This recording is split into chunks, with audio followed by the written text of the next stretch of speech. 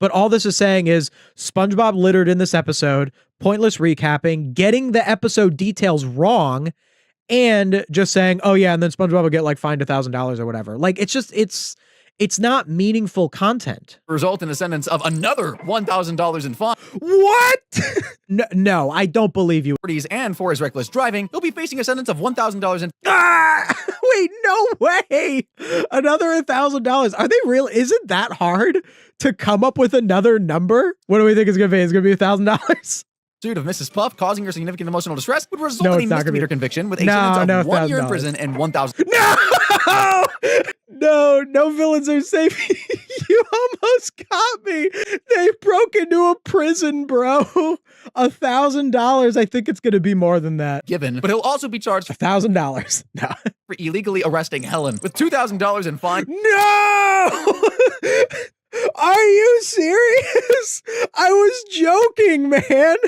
It's so disrespectful. Like, you're going to dedicate, this is 26-minute video on SpongeBob. People are sitting and watching it. This got over 1 million views. And people are sitting and watching this video, and the person doesn't know anything about the show that they're talking about.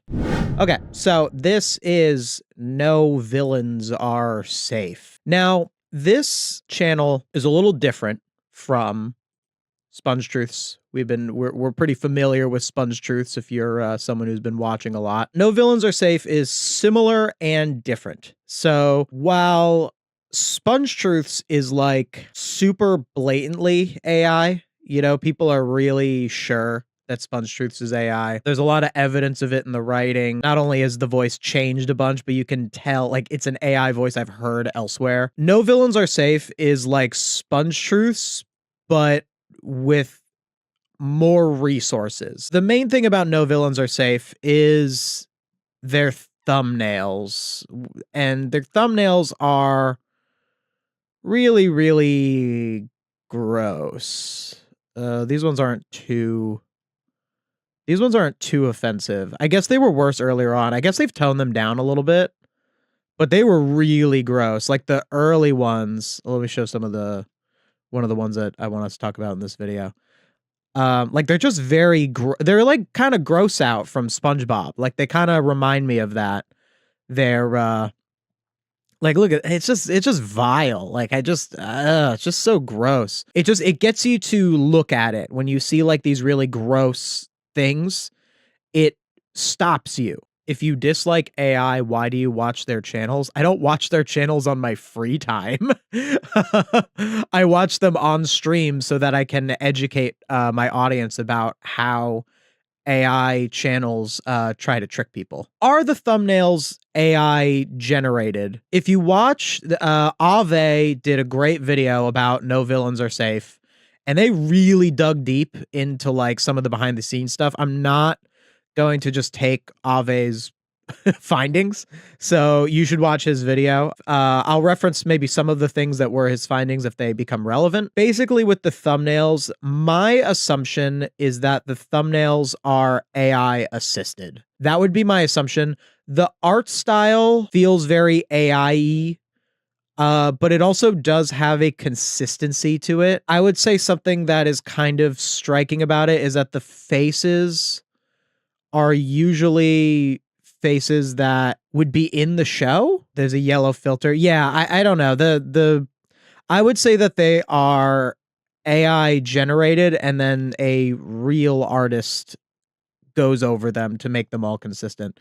There's definitely a professionalism to these thumbnails that, as ugly as they are, I think they're very ugly, but there's a professionalism to them that I think would not be achieved if you just said, hey, AI, make me a thumbnail, and then you would just put it in. I don't think that that's exactly possible. I would say something with this channel that is the most striking and the most evidence of it being at least AI assisted is just how often it posts and how long some of the videos are.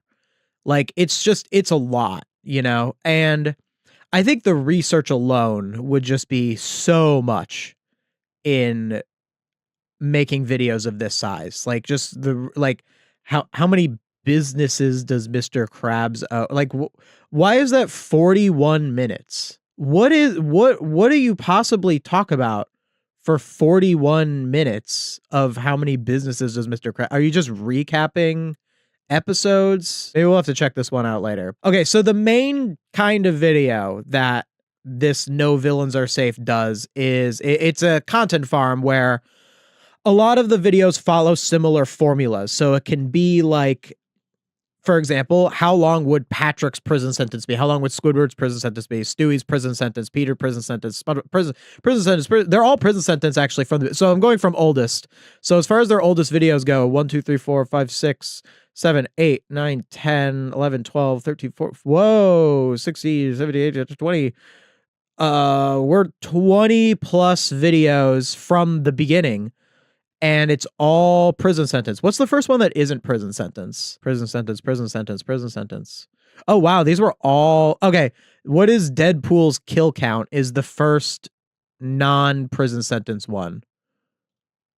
So they just did prison sentence. So eventually they ran out of prison sentence. I mean, they still have them every so often, but they started doing different ones. How many kills has a character gotten? So they go into that at that point. Now it's Goku, Vegeta. So they just... but prison sentence. So basically what this is doing is, oh, how much does Peter Griffin cost? Yeah, the money one. How much money does X character make, or how much money has X character cost? It's just a thing of taking a character from a long-running show or a franchise and say, how much of thing would happen? And the prison sentence one is probably the biggest slam dunk because you can use it with like real laws. So you can take a fictional character and you can say like, how many laws did they break? And then you use real world laws. And it's interesting.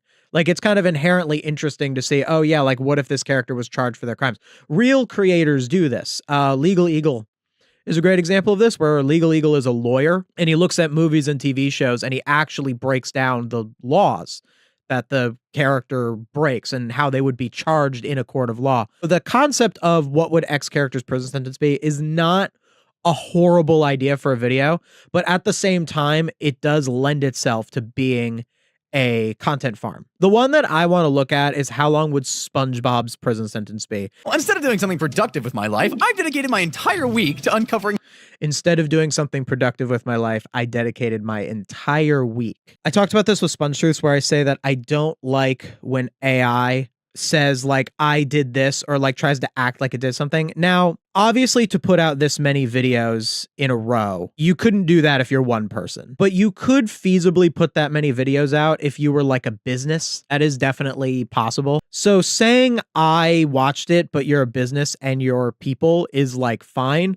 But I think it's really messed up when AI says like, I spent all this time doing this. Plankton looked like a saint. First off, let's talk about how SpongeBob... Yeah, so already it does look more like professional than SpongeTruths, which makes it all the more sinister. Hey Patrick, I know we can spy on. SpongeBob uses it for spying on his neighbor Squidward while he's taking a bath in his home.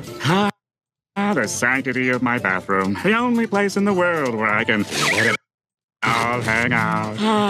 And of course, it comes... So already what I'm noticing is that there is a lot of footage from the episode. Attack the propeller and watch your brain soar. Like, you don't really need that if you're explaining the episode. I can tell that there's already a little bit of padding where they put in the clips from the episode. Oh, they claim in each video description that their content is AI free, proudly producing clean content free of AI. So they're trying to claim that they specifically aren't AI. I just don't buy it.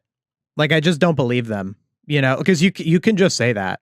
I think it's telling that they say it's free of AI. I just don't see how you could make that many videos in a row without AI. Knowing Squidward, we know that he didn't like that at all. So it's just recapping here, which does feel very... I mean, I guess a human can recap. Like, a human can sit and write recapping. But I just think if you are this channel and you're putting out, you know, multiple videos each week with, you know, 40-minute video, 14 minutes, that's not as long, but like 30-minute video, 40-minute video, like they put out these videos like every 3 days, you know, every couple of days. That's just a lot. Like, how many writers do you have employed? I guess you could have someone to just recap episodes and just write that out. It wouldn't be that hard, but I don't know. I just kind of don't buy it. There was apparently a thing in the Ave video. He talked a little bit about how people who wanted to be writers for this channel, there was like a thing where you applied. If you applied to be the writer, you would have to like send them like samples, and then they like wouldn't hire you or something weird like that. There was like a bunch of weird sus stuff. Again, watch Ave's video on it. I don't want to just steal his findings, but basically what it seems like the conspiracy theory is, it's all conjecture. Everything I'm saying is alleged here, alleged AI use, it's always alleged, blah, blah, blah, blah. The possibility is that these prospective writers would send in their scripts, and then No Villains Are Safe, or the company behind it, would use their real writing to kind of train the data so that it doesn't come off as obviously AI as SpongeTruths does. Because if you look at SpongeTruths videos, it's like every other line is, it's not this, it's this. It'll say things that like don't make sense. Like it'll say like, it was closing time at Krusty Krab. Like, and I think with this, they're trying to hide it more. They're clearly, if they are AI, they're clearly trying to make sure that you think it's not. I think it's good that they feel like they have to say this is free of AI. Whether this channel will try to address if it's AI, I'm pretty sure it's AI. The Ave video is pretty convincing to me that it's AI. So let's just say it is. Obviously, that's alleged. I don't know if it is. I don't, I'm not them. But the fact that they say this is free, like I don't say this on my videos. You all know my videos aren't AI. I guess the biggest tell that my videos aren't AI is that I film myself in most of my videos. I don't film myself in every video of mine, but I film myself in most of my videos. So once you see my face, you assume it's not AI, but that doesn't mean that the writing's not AI. It's not. You would know that my writing's not AI because I'm anti-AI, but I don't say like, oh, this is like free of AI, but there might be a time where there might be a point where people just have to always say something like this. But I do think it's interesting that they think that the public doesn't want to see AI so much that they need to say this, even though I think what they're doing is AI. Does it really matter? It's a cartoon channel. Does it really matter if it's AI? Of course it matters. Why would I want to hear observations that weren't made by a human being? Why does anything that this channel says matter if a person didn't say it, if it's not a real perspective? Something else I want to say that's weird. SpongeBob's spine could cost him up to 1,000. Of all the examples for the first, so they're saying that the first crime is intrusion, is the first crime. Why do they use this episode as an example? There's so many episodes where SpongeBob just appears in Squidward's house uninvited in a more normal way. Why use this episode as an example? I don't know if that's an AI thing, because I feel like AI would actually choose a more well-known example. I don't know if it would fall on this one. Maybe the fact that they picked this example, because maybe this is a part of the obfuscation of it being AI, is let's pick a more obscure instance of intrusion and have that be the example, and then it will seem like we organically chose it, even if all you did was prompt Good Neighbors. I feel like would be a better option. Yeah, there's so many episodes where they're home invasion. Dollars in fines and the confiscation of his brain drone. So you can do a video where you look at characters in a show and talk about what they would be charged as crime-wise in real life, but there is something, especially when you're using this example, where it's like a science fiction concept where your brain can fly out of your head and you have a brain drone. I feel like that's so out of reality that saying like putting a real crime next to it, like confiscation of, like he'd be fined $1,000 in confiscation of brain drone. Why $1,000? Is that like an actual law? Or are you just making that up? Are you just pulling that out of nowhere? Where do you get $1,000 from? Like, is that based off of if you flew a real drone into someone's house? Is that based off of if you broke into someone's house? Like, where are you getting this fine of $1,000? Like, you're saying it so matter-of-factly. That also doesn't really teach you much. Like, why is it $1,000? Is that actually the crime? Which would suck for SpongeBob. Oh no, which would suck for SpongeBob. That's also kind of another element of the shallowness though. Now, we all know that litter bugs aren't welcome in Bikini Bottom. I mean, we already know this guy doesn't care about the law. So while driving around with Patrick, we already know this guy doesn't care about the law. What do you mean? That's a weird statement. Our yellow sponge friend won't be committing them, obviously. I mean, we already know this guy doesn't care about the law, so while driving around with Patrick, he litters like it's the most natural thing in the world. A hot pursuit for littering? That's a first. This is why I joined the force. Wait, what? That's so incorrect. So, okay, so this is odd. All right, this kind of makes me think that there might be some AI involved. So, with Patrick, he litters like it's the most natural thing in the world. He litters like it's the most natural thing in the world. Wait, that's not what happens in this episode. So this episode is... I haven't seen this episode in a while, but this is the episode where Patrick gets a driver's license and then he wins like a cool car and SpongeBob is jealous because Patrick gets his driver's license. That's this episode. So the context of this scene is SpongeBob rips up Patrick's driver's license because he's jealous. Like, that's the context. I think I haven't seen this episode in so long, in years. Like, I probably haven't seen this episode since I was a kid. If I were writing a video covering this episode, I would watch it beforehand and get the correct context. But I'm pretty sure that what SpongeBob is ripping up is Patrick's driver's license because he's like, now no one can have it. But why is he just saying... He litters like it's the most natural thing in the world. He litters like it's the most natural thing in the world. That's just... Someone who actually understands this episode would never write that. So there's one of two things. And let's even do benefit of the doubt. Let's say if it's not AI or if this part of it is an AI. Again, I think it's more AI assisted than anything else, where it's AI first draft, human second draft. I think that that's kind of this channel's motif. That's this channel's thing, is they are AI first draft, human second draft. And that is what makes it so much harder to identify, as opposed to SpongeTruths, that I think is just AI writes the script and then they put the script into text to speech. Like, I think that it's that simple. Maybe SpongeTruths does the smallest amount of edits in case it's like a disaster or something. I wouldn't find that too hard to believe, but I think SpongeTruths, it's straight from AI to AI. It's basically just what AI generated is what you see. Whereas I think No Villains Are Safe, because they are trying to not come off as AI, free of AI, proudly producing clean content free of AI. If you're trying to not be AI, you're gonna be a little more careful, and you're probably gonna have a human look at the AI generated initial script. But this betrays that the person who is behind this, that no one on this team actually watched this episode, that maybe they just saw footage of this part of the episode and didn't understand the context and just said he litters like it's no tomorrow. Like, listen to that. Like, he litters like it's the most natural thing in the world. He litters like it's the most natural thing in the world. Like, that's not a description of the scene. It's not even really littering. Like SpongeBob in his mind didn't think that he was littering in that moment. He was emotionally distraught and he tore up the driver's license. And what's funny about that is that now he's in trouble for littering, which wasn't the thing that he was thinking about.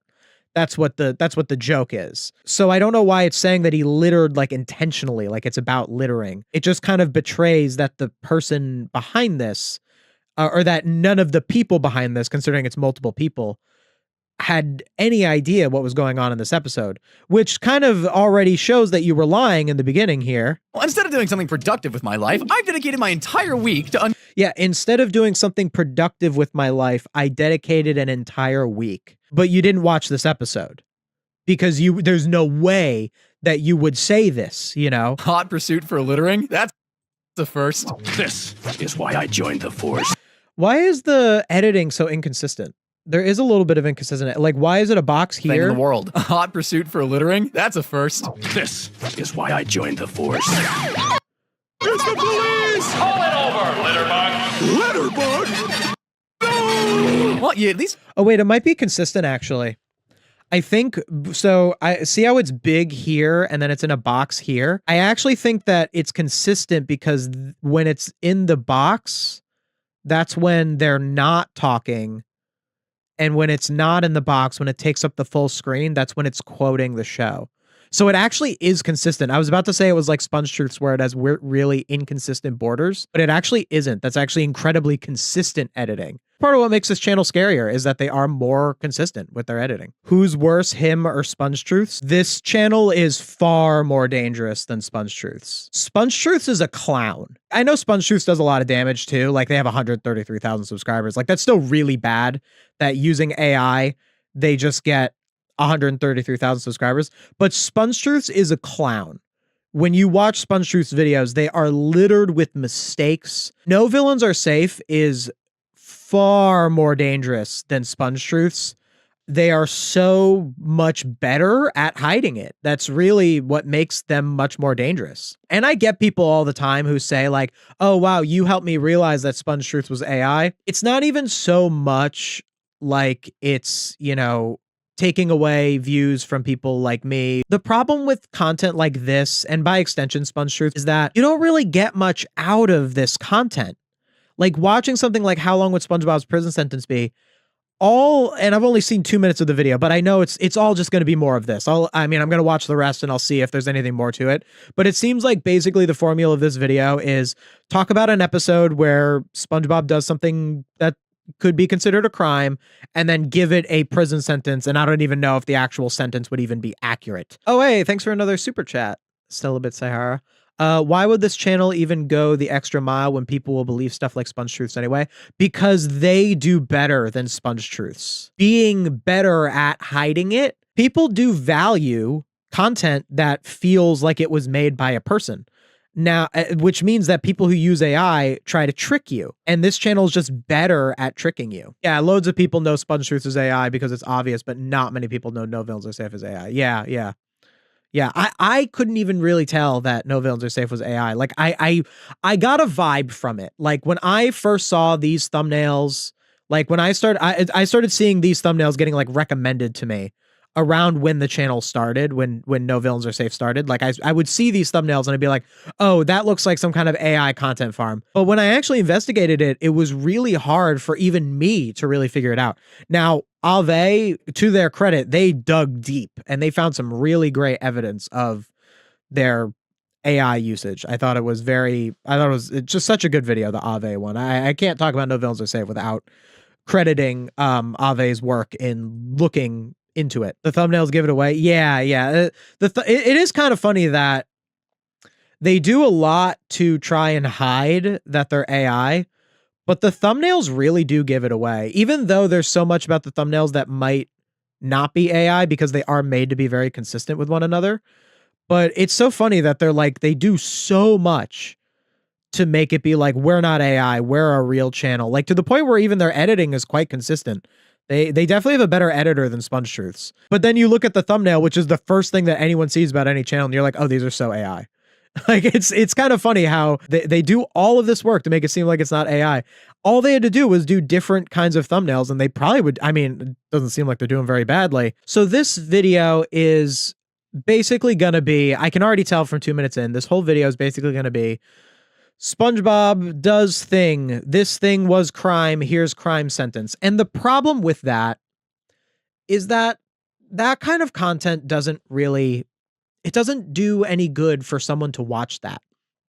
You know, it just wastes people's time. Someone could watch this and they can get enjoyment of it because they'll remember the episodes and this and that and the other thing. But the problem with content farm content, even in a world with no AI, because you could probably still do something like this even if AI didn't exist. The problem is that with content like this, it doesn't challenge your perspective. It doesn't do anything for a person. And the more content like this that's out there, the less content that does challenge people's perspective is out there too and is viewed. And where AI fits into all of this is that even though you could theoretically do a channel like this in a world where AI doesn't exist, AI enables a lot more of that. So much more of that. Because now, at least if you had to make content farms before, you would have to sit down and write the scripts. And a person who is not a creative person, like there just isn't a lot of overlap there. There aren't a lot of people where they really love writing scripts, but they also have so little integrity that they want to make a content farm. That's not a very big overlap. You know, if you're someone who wants to make a content farm, you're probably someone who isn't very good at writing. You're just not very good at it. Now, maybe you could hire a passionate writer, but a passionate writer might not really want to work for you. You're going to have trouble retaining a passionate writer if you are not making passionate content. So there's kind of a tricky thing where there isn't a lot of overlap between people who are actual passionate writers and people who want to make content farms. But with AI, you just remove the passionate writer from the scenario. Even writing something that is shallow and weak, like a video like this, would still take some semblance of writing skill until you have AI. Even confesses his litterbug tendencies to the judge. Wait! Patrick's innocent! I tore up Patrick's license and threw it out the window! Yeah, and definitely it's very telling how many clips from the show that they use. I'll use clips from the show in a lot of my videos, but you don't want to have the clips from the show be so much. Like, this is redundant. He even confesses his litterbug tendencies to the judge. Wait! Patrick's innocent! Like, see, he said he even confesses his litterbug tendencies to the judge, and then he shows a clip where he says, I confess. You don't need to do both of those things. They're redundant. At this point, you are just taking footage from the show and having footage from the show pad out your runtime. That is what you are doing when you do that. Like, whenever I put in an actual clip from a show, I put it in there because it's necessary, because me describing it isn't enough, because I actually need to cite the actual line from the episode. And you'll find that I don't put clips from the show very often. There are probably videos of mine where throughout the entire video, I'm talking about an episode of SpongeBob and I don't use a single clip. I mean, I use clips as the B-roll. Like, there's always the B-roll where you show the background footage. There are times where you could watch a whole video of mine. There isn't any audio from the show because I decided it wasn't necessary. Now, sometimes it is necessary. Sometimes if you directly quote something, it's better to use lines. If you're talking about a certain joke, you need to show the actual joke and the delivery. There's plenty of times where it is valid to use footage. I think that this is not an example of that. So all that this channel is doing is just padding out their time with more clips of the show. And then if you go through, you do that enough, you turn what would be a 15-minute video into a 26-minute video of, that's probably a bit much. Would it be that much? Yeah, it probably could be. Depending on how many clips you use, you could add easily, I'm going to say you would add 6 minutes from just footage. That's speculation. I don't really feel like going through and counting counting the time of all the clips, but I would say you add 6 minutes to this video. And on a video that got 1 million views, that is a very wide margin of extra revenue. That's just because you put in all these extra clips that weren't necessary. And all of that extra revenue is just coming from clips of a show that you don't own. And that's a little messed up. You're not actually providing commentary. You're just using clips from the show to pad out the runtime. And you're going to get away with it because that's technically fair use, because in order to go after something like this, you would have to go after every reviewer, which would not be feasible. I'm sensitive $1,000 in fines. Looks like someone's about to...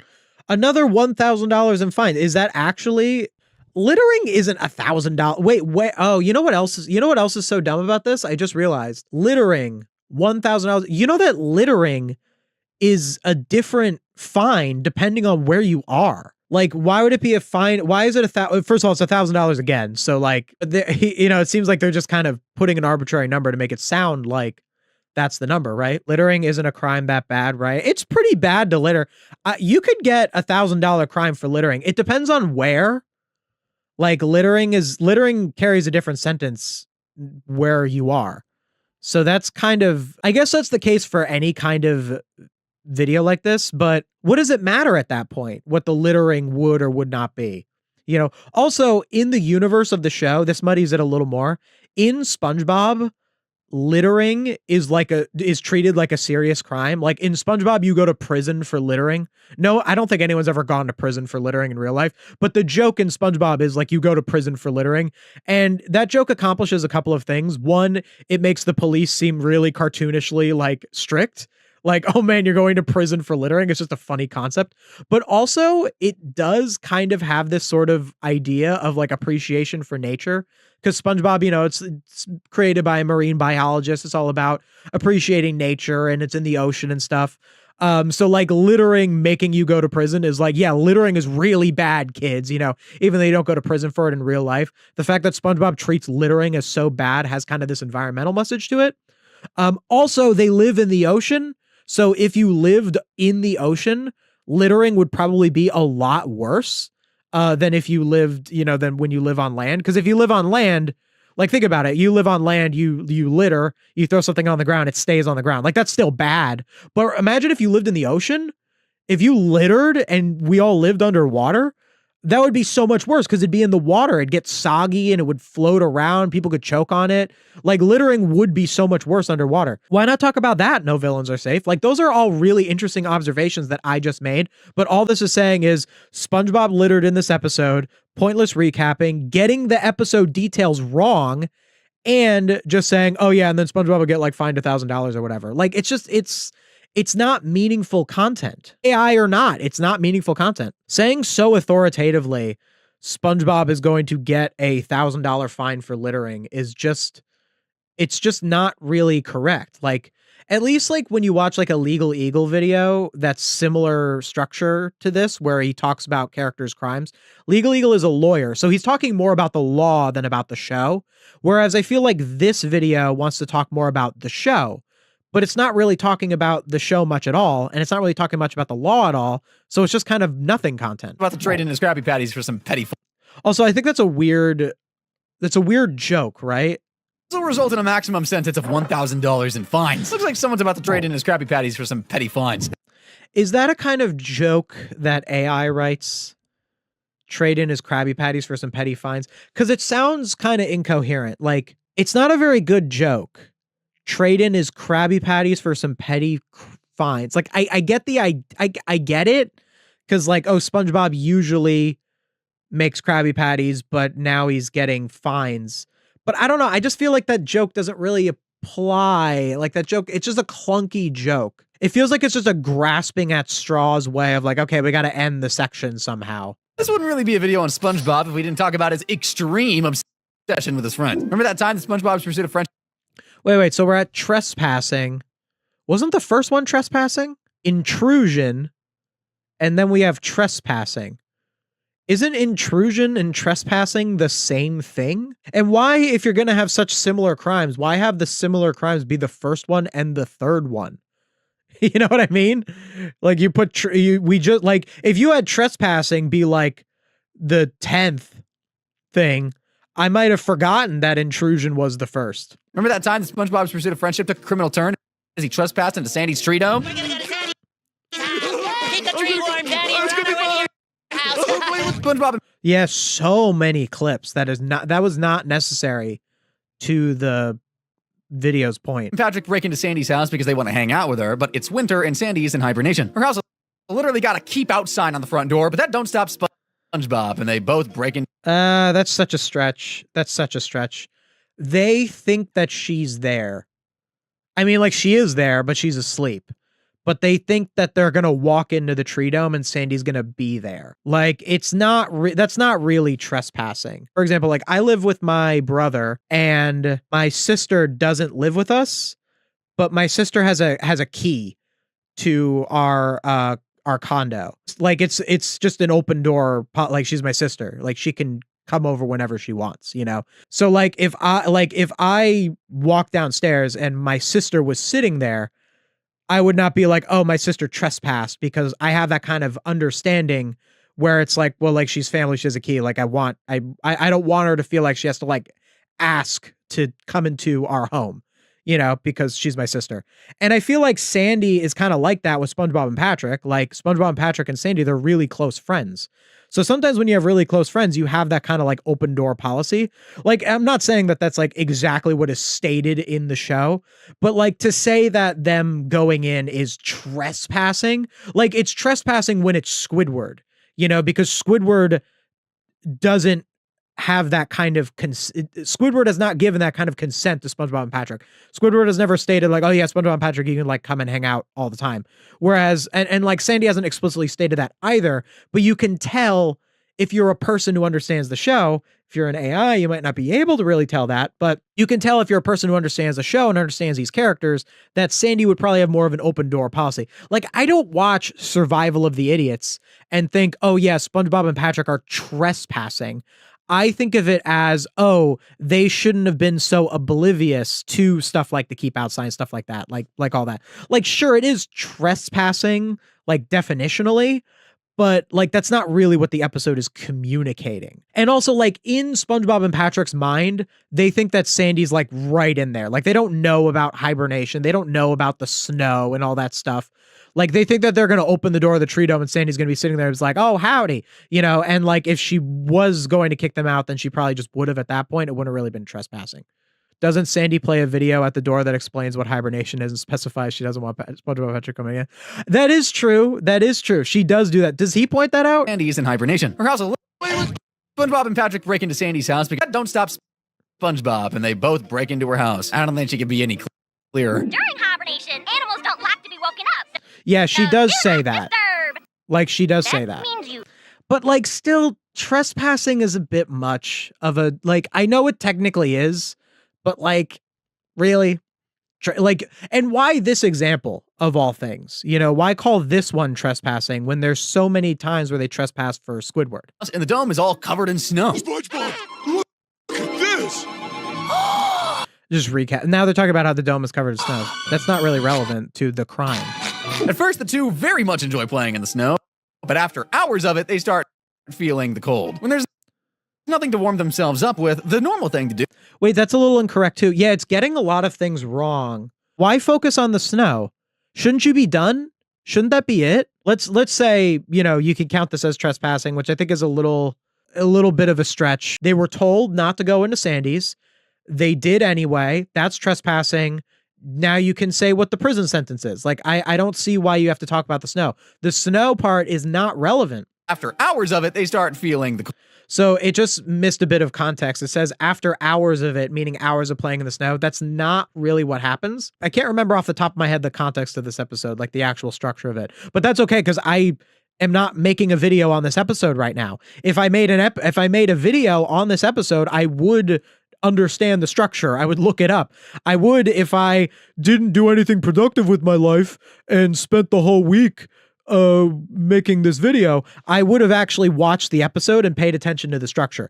But I'm pretty sure the structure of Survival of the Idiots is they play in the snow, they're aware of Sandy, they get scared of Sandy because she's like a monster when she's hibernating, and then they try to leave and the door is frozen shut, so they get stuck in there. So this is not, oh yeah, they played in the snow for hours and now they're sick of it. No, they're stuck in there. That's the context. There's nothing to warm themselves up with. The normal thing to do would be to just leave, maybe find a blanket. Dude, they can't leave. The door was frozen. But can't expect these two to be normal, right? Look at all that Wait, do they not address that the door's frozen? toasty fur. It's like a gold mine, but with fur. They end up cutting all the fur off Sandy and wear it to keep themselves warm, which is weird. Let me see that relic. Which is weird. Which is weird. Yeah, riveting commentary, which is weird. Yes, we know it's weird. Which is weird. It's just such shallow analysis. Like if I were covering this episode, I would talk about the themes. I would talk about what it means. Yeah, this episode is about SpongeBob and Patrick invading Sandy's privacy. That is a part of the themes of it. I think tying it into criminality actually weakens that a lot because this story is about interpersonal relationships. I think that's why the whole calling it trespassing thing bothers me so much, is that this whole story is about people who are friends, but SpongeBob and Patrick are crossing Sandy's boundaries. And that's not really a criminal thing. It's more of a social thing. And I feel like because this video is so set on making it about SpongeBob being some kind of criminal because it needs that to be its narrative. It's ignoring that this is actually an interpersonal story, not a story about criminality. Me when the wacky cartoon is weird. Yeah, which is weird. Like, also criticizing the characters as if they're real people. Like, yeah, of course it's weird, but can we like talk about like the themes? Can we talk about like what the characters, what this represents, what this is trying to say? But no, just it's weird.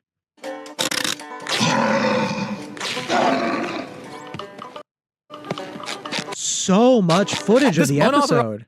Unauthorized entry and fur shaving frenzy would result in a Okay, so is that going to be the yep, so that's all. Okay, so this is pretty I'd say this is pretty solid evidence of this being an AI script. Or at the very least someone someone didn't watch the episode. That is insane. They didn't say that the door got frozen shut. That is such important context to this episode. Like, listen to this. to warm themselves up with. The normal thing to do would be to just leave. The normal thing to do would be to just leave. Shows a scene that's after they found out that the door is frozen shut and they can't leave. You find a blanket, but can't expect these two to be Or find a blanket. Well, there wasn't one. What are you talking about? Cinema sins level criticism. Find a blanket, bro. That's the point. They don't have access to it. They're stuck. Can't expect these two to be normal, right? Can't expect these two to be normal. They tried to leave, bro. They were stuck. The narrative covered that. Like, why are you acting like that's a criticism? Frenzy would result in the sentence of another $1,000 in fine. What? Another? Dude, is it just? Come on. No way. No, first of all, no, I don't believe you with this one. All right. Like the first two, like even though this one was also trespassing, the first one was also trespassing. They just called it, what do they call it? Intrusion. The first one was also trespassing, but like that was just like SpongeBob flew a thing into Squidward's house, fine $1,000, and they confiscate the thing. Yeah, sure. Littering $1,000. Hold, like an equivalent to this would no way this would be $1,000 fine. Breaking into someone's house, and I mean humans don't grow fur, but whatever kind of similar violation to that would not carry $1,000. You would be in a lot more trouble. At least I can use SpongeTruths as background noise when I'm doing work, but this is just insufferable. Don't use SpongeTruths as background work. Background noise. This is an interesting thing that Chatter brought up. It's good to have background noise when you're working, but I don't think you should think of your content that you watch as background noise.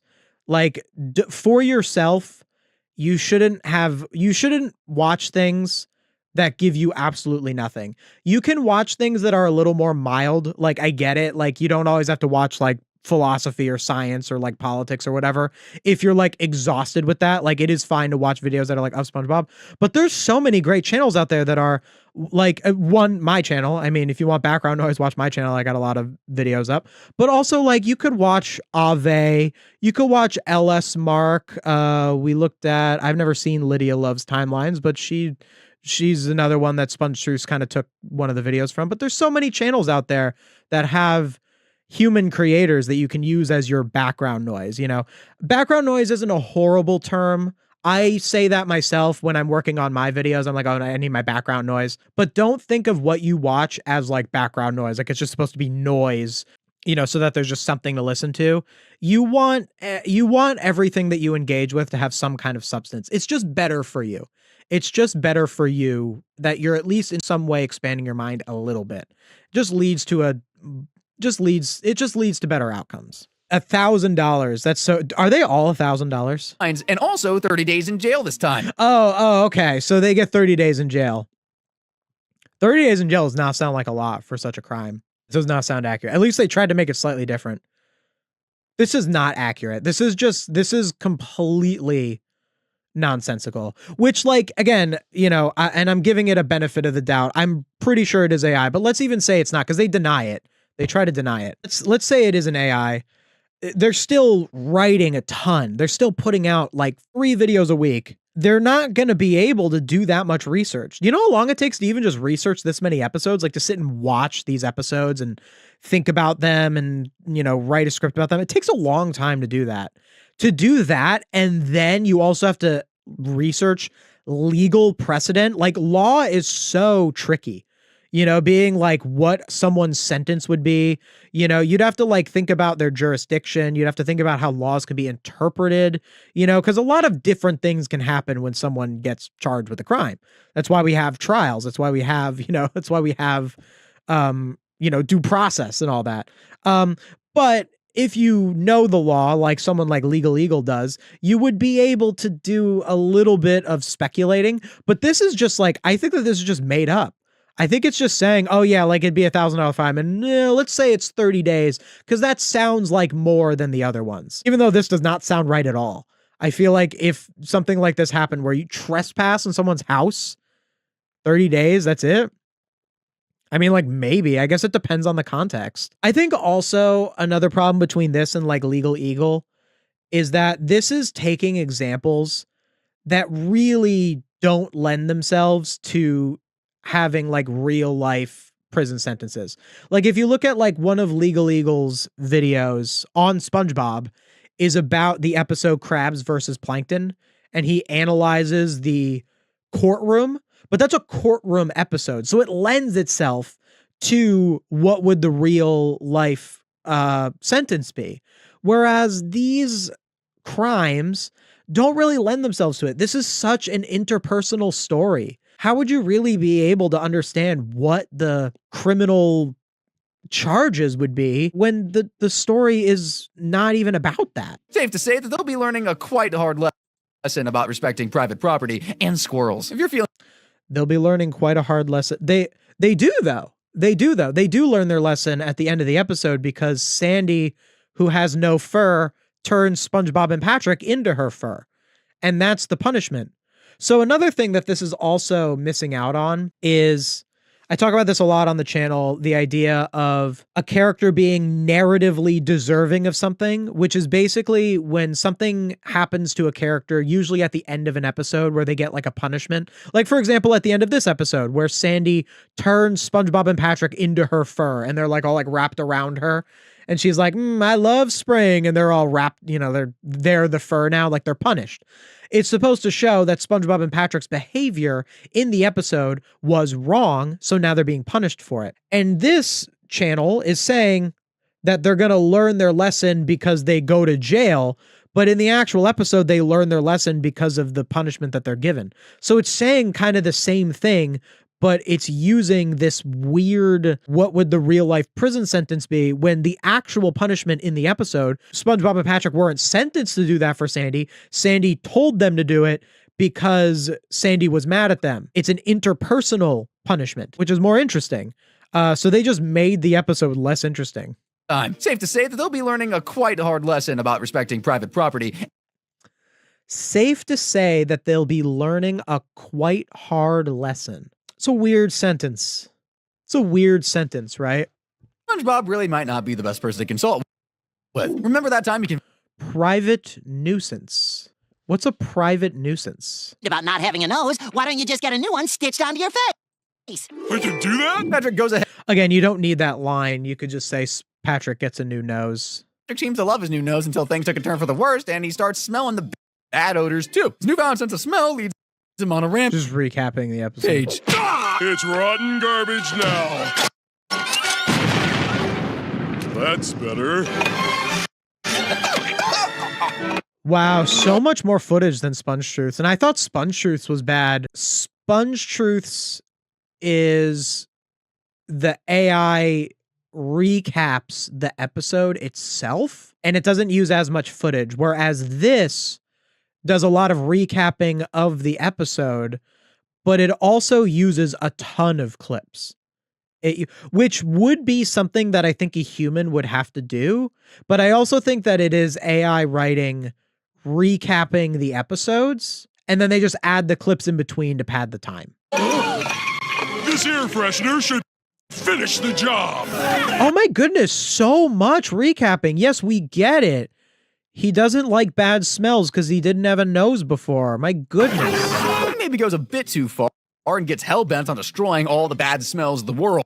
It gets to the point where the gang has a meeting about what to do with Patrick's nose since he's going about disrupting anything that smells bad to him. And SpongeBob comes up with this idea. It's the new nose that has betrayed us. My Grandma SquarePants always says, punish the nose, not the man.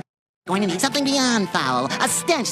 It's so much. It's so much of the episode. Do you even, like, do they deal with copyright strikes too? Like, I try to not use that much footage where the episode is talking. Usually the general rule of thumb is you don't want to have footage go on for more than 6 seconds.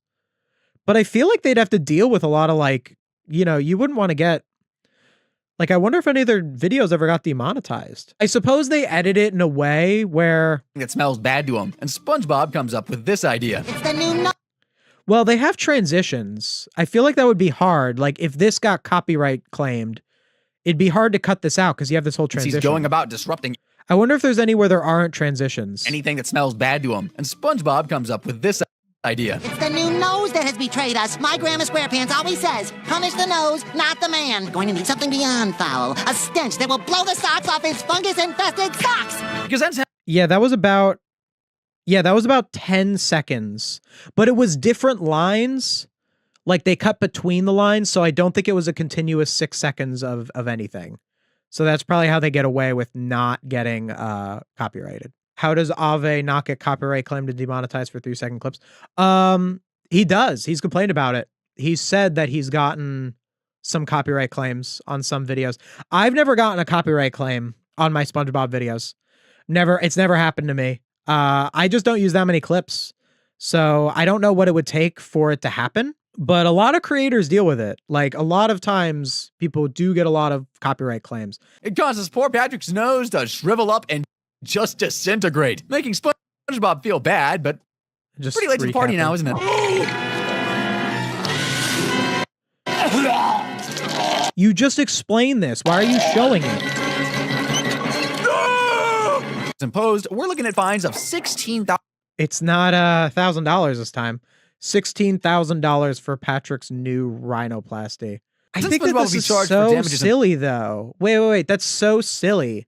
First of all, private nuisance. What is private nuisance? Private nuisance involves the use of one's property in a manner that causes significant harm to another individual's use or enjoyment of their private land. Oh, okay. So first of all, it didn't explain what that was. It just said, like, private nuisance is not a super well-known term. Like, I didn't even really know what that was. Like, I feel like you kind of had an opportunity to be like, private nuisance is this, and then you'd probably have a little bit more content there. Cause significant harm to someone's use or enjoyment of their private land. So I guess it's saying that because SpongeBob brought a big stinky thing next to Patrick's house, that's private nuisance. But it says that, We're looking at fines of $16,000 for Patrick. but it says that the charge is he has to replace Patrick's nose. So wouldn't what SpongeBob be charged with is the injury, not private nuisance? Because private nuisance is about property. It's about making someone's property unlivable. And also, like, again, like, you're using something that is so cartoonishly outside of reality that it's hard. You're bringing it so much into reality. Like, again, to bring it back to that Legal Eagle video that talked about crabs versus plankton. That was a courtroom episode. That episode existed very much so within reality. So for a video to go, hey, I'm going to use this episode that already kind of takes place in reality and use it to teach people about law, that's a very good kind of video to make. But this is like, yeah, like Patrick smelled a stinky thing and his nose literally disintegrated. That can't happen in real life. So to take this thing that is so cartoonishly absurd and say, oh yeah, SpongeBob would have to pay $16,000 for a new nose for Patrick. Like, sure, I guess you could say that, but what are we getting out of that? What does that teach us about law? What does that teach us about the episode? It doesn't teach us anything. It's just assigning a number that sounds sensational to this thing that happened in an episode. A reckless driving. other people's noses. Did you know SpongeBob is So dull too. Like this is like such dull choices. Reckless drive. Yeah. I mean, I'm sure. Yeah. Like in the video, we knew that one would be there. Gotta pass the test, gotta pass. He's not a fan of melons either, I guess. Not a fan of melons either, I guess. You know what? The actual line is funnier. He goes, not a fan of melons, I guess. The line in the episode is so much funnier. First of all, it's an accident that he drove into the melons because he's a bad driver. So not a fan of melons implies that SpongeBob did it intentionally when he didn't. The line in the actual episode is way funnier. Hey, what do you got against the melons? Like, that's so much funnier than what he said. He not only Just steal their joke, man, at that point. It'd be more enjoyable for me. but he even ends up destroying a senior's home after he crashes into a fruit punch truck. Thank Neptune, I'm still. Yeah, I don't love the changes in, like, I don't do this where, Neptune. like, I get cutting between because they do it so much. They have so many instances where they just quote the show, where they put in actual footage from the show. And to be fair, it's consistent. Whenever it's the actual audio from the episode, it's full screen. Whereas when it's B-roll to them talking, it's this little border. I always have my footage in a border, whether I'm using audio from the show or it's me talking. But I think it looks kind of clunky. Creative ways, but he even ends up destroying a senior's home after he crashes into a fruit punch truck. Thank Neptune. Oh, you know what I just noticed? So this just cuts. There's no transition In here. creative ways, but he even ends up destroying a senior's home after he crashes into a fruit punch truck. So this has no transition. It just cuts from one to the other, and it looks very clunky. Like it's the same footage, and then it just cuts into this full screen one. What would have looked a little better is if they actually just expanded the size, like they made it move up to communicate that it's like changing to the quoting of the episode. Not to say that the quoting is necessary. It's not. For some reason, that had no transition, but this one did. SpongeBob comes up with this idea. Like, see how that had a transition? Isn't it weird that had a transition and this one didn't? Do you think it's possible that... Okay, so this Creative cuts. ways, but he even ends up destroying a senior's home after he crashes into a fruit punch truck. So do you think it's possible that maybe they got copyright claimed and they cut it out and that's why there's no transition here? Or is it just inconsistent editing? Because I feel like they're using a lot of footage from the show, and I feel like that's a big risk of, like, I feel like there's gotta be videos that they did where it was just a little too much and they had to cut out some of the footage. And when you do that, if you have, like, because basically if you get a video that's copyright claimed, it's never happened to me, but I know how it works in case it ever happened. But if you get a video that's copyright claimed, it tells you what parts of the video are copyrighted content, and you can actually go in after the video is posted and delete that part of the video and let the video get monetized again, but it has to get rid of that part of it. So if you're like quoting the show, like if your video relies on you quoting a specific line and that line that you quoted gets copyright claimed, it would really disrupt the video to have to cut it out. And also if you had a transition into it, you'd have to cut the transition. So maybe that's what's going on here, or it's just inconsistent editing. The editing has been very consistent, so it is odd that it just cuts. Another not understanding context, like this reckless driving, it is ambiguous if this really happened. Because in the end of this episode, Mrs. Puff goes to jail for this. Like the joke is that Mrs. Puff goes to jail and not SpongeBob because Mrs. Puff was the teacher. And then the whole episode revolves around Mrs. Puff being in jail. And at the end of the episode, Mrs. Puff figures out that it was all a dream. And then it's kind of ambiguous at the end. It's a wacky episode at the end where there's all these like different dream sequences of like her going back into the past and all that. It's ambiguous if this really happened. If the point of the video is what would SpongeBob's prison sentence be, tallying up all of his crimes, you should at least address that this episode might have been a dream sequence. You could at least address it. You could say, well, take it with a grain of salt because this might not have really happened, but I'm going to count it because of this evidence. Like that would be just a little better, but this might not have even been real. It's weird that the video just doesn't, the video is missing so many pieces of context from these episodes. Someone behind this channel needs to have watched these episodes because they have the footage from them. the footage with audio.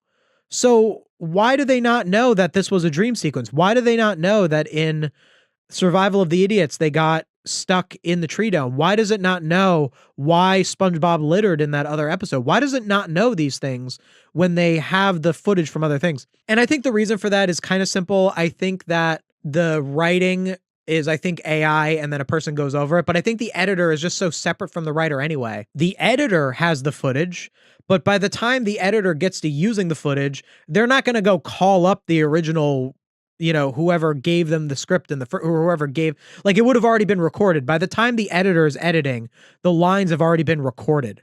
So the editor is not going to go, hey, you need to re-record this. They're going to be like, who cares? It doesn't matter. We get 1 million views anyway. And for his reckless driving, he'll be facing a sentence of $1,000 in. Wait, no way. Another $1,000. Are they real? Is it that hard to come up with another number? Why $1,000? You can't even make, look, $5,000. I just made up a different number, like, for variety. For reckless driving? Are you kidding me? Bro, it'd be more than $1,000 just for the melon cart. Wait. Am I saying another thing? 1 year. Okay. I'm sorry. Yeah. So I spoke too soon. 1 year in prison. So charges $1,000 in 1 year in prison. Okay. That's still definitely not correct. Also, where is this coming from? Like, why? What would make it, like, why don't we go into it? What would make it 1 year in prison? What's the statute? What's the law? Cite a law. You're just making up data. You're just, oh yeah, $1,000 in 1 year. Yeah, that sounds right. But is it right? Is it correct? $1,000 for each melon smash. What have you got against the melons? I think SpongeBob will get way more for all the damage he did. Like, I mean, I guess you're a student driver and, like, maybe you, like, freaked out. Like, of course, like, also, I hate to be this guy, but, like, it's a cartoon. Like, it's, and like, and like, I say stuff against that all the time. Like, when people are like, oh, it's a cartoon, it doesn't mean anything. Like, I say this meaningfully. It's a cartoon. All of the crazy stuff that SpongeBob does, the fact that he destroys there's literally a nuclear explosion. 1,258,050. Oh yeah, he's failed his driving test 1,200,000. Like, it's a joke, bro. No one could actually fail their driving test that many times. It's just to say that he's a bad driver, but you're taking it seriously. Look, there's literally a nuclear explosion that happens from SpongeBob's driving. This scene is not compatible with what would a character's prison sentence be. It's not compatible. SpongeBob sets off a nuke $1,000 fine. I know, right? Like, it's just supposed to represent the damage that SpongeBob causes, is just supposed to represent that he's an unpredictable guy, that this is, the episode. So this is a great episode, by the way. What's this one? Is this Life of Crime or... No, this is Doing Time. I mixed those two episodes up. Life of Crime and Doing Time. This is Doing Time. And this episode is a Mrs. Puff focused episode. And the whole episode is about control.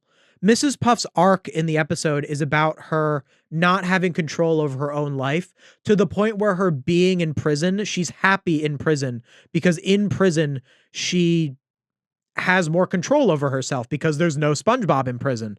And then SpongeBob keeps trying to break her out. SpongeBob represents the lack of control in Mrs. Puff's life. And all of this stuff, like the nuclear explosion, SpongeBob destroying the town, destroying the old folks' home, the fact that Mrs. Puff gets arrested instead of SpongeBob, even though SpongeBob did the damage, all of that is a part of telling the story. And this analysis has none of that. It means nothing. All it means is, yeah, SpongeBob would probably get $1,000 fine and 1 year in prison. That means nothing to no one. It doesn't even teach people about law.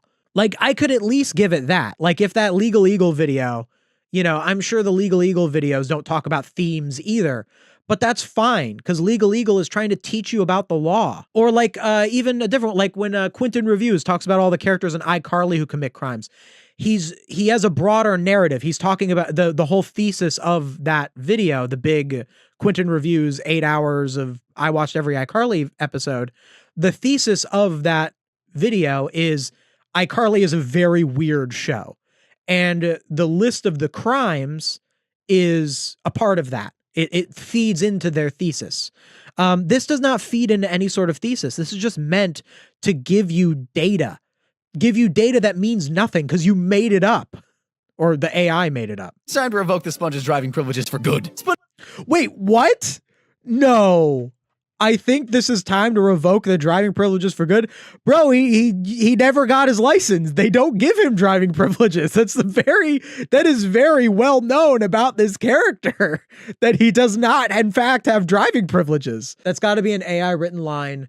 I'm very sure that the way that this works is that it's AI writing a script. It's possibly using training data of different writers, so that it won't do the like chat GPT. It's not this, it's this. So because it doesn't have as many tells, or it doesn't have as many obvious tells. I feel like that was a tell. Jail. I think it's time to revoke the Sponge's driving privileges for good. I think it's time to revoke the Sponge's driving privileges for good. I feel like that's a tell. I feel like AI would write that line not understanding that SpongeBob doesn't have a driver's license, and then whoever's giving the second once over of the script, because a person would do that, I think that there's a person who looks over the script to make it not seem too AI. Basically AI first draft, human second draft. The person who did the second draft did not identify that as a bad line. Whereas if someone was writing the script from scratch, I don't think someone would have written that line, because it's not a very good line if you know that SpongeBob doesn't have a driver's license. But if AI spat out the line and you're just going over the script, that line could more so go over your head. That's just my theory. Why is the voice saying good so aggressively? Privileges for good. For good. They're trying to sound like MatPat. Can't you tell? But MatPat is a way better speaker than this person. It's probably just some Fiverr narrator. Dude sounds so AI. They're not. It's not. They don't want an AI voice to do it. Obviously, SpongeTruths can definitely trick people. And this guy's voice is actually so kind of boring that you might be able to mistake this real voice for AI. But yeah. SpongeBob's misguided attempts to help Mrs. Puff take a dark turn in the episode. Wait, they're doing the same episode? Stalking? 2 from the same episode? Really? Are you kidding me? Again, 2 from the same episode. That's a dream sequence. This isn't real, or it's ambiguous if it is real. Maybe it is real. Mrs. Puff was kind of going crazy. It's ambiguous if it's real. Again, you can count this episode as canon. Like, you can count Doing Time as a canon episode. I'm planning a video. I'm either going to do a video about every time Mrs. Puff goes to jail, or every time any SpongeBob character at all goes to jail. I'm deciding if that might be too big of a video, but we'll see. And I would count this episode. Like, I would say Doing Time if I did a video on every time Mrs. Puff went to jail. But I would say in the video, I'd be like, oh, Doing Time might be a dream sequence, but it's not. I'm not sure if it's a dream sequence. It's not canon a dream sequence. Whereas in an episode like Sleepy Time, like the Krusty Krab gets destroyed by Plankton and Plankton's dream in Sleepy Time, that's a dream sequence. That is canon a dream sequence. The Krusty Krab did not get destroyed. And I didn't count it in my Krusty Krab destruction video because it didn't really happen. Whereas Doing Time is a little more ambiguous, but you should at least acknowledge that. Acknowledge that Doing Time might not have really happened, especially if you're saying that it should be counted towards SpongeBob's prison sentence, that he should be charged for the crime within the universe of the show. You should acknowledge that this might not be real, but I think it's real because XYZ. So Doing Time, after accidentally landing. Wait a minute. It just said Doing Time here. It didn't cite an episode for this one. Isn't that weird? This is also Doing Time. This episode is Doing Time. This example is Doing Time. Wait a minute. It's trying to talk about reckless driving in general. This isn't even talking about any one episode. See, it shows another someone you'd want to be driving with. See, that's a modern episode. These are different episodes. But they mostly showed Doing Time. But now they're introducing Doing Time. Landing his driving instructor in jail. SpongeBob's concerned Mrs. Puff take a dark turn in the episode Doing Time. Doing Time. They're introducing Doing Time in a different section where they already talked about Doing Time. And they're not acknowledging that Doing Time was the episode they talked about before. It's got to be AI. That is like a person who understands even a little bit of SpongeBob would know Now it's introducing the episode doing time, even though that episode has already been talked about. That is very clunky writing.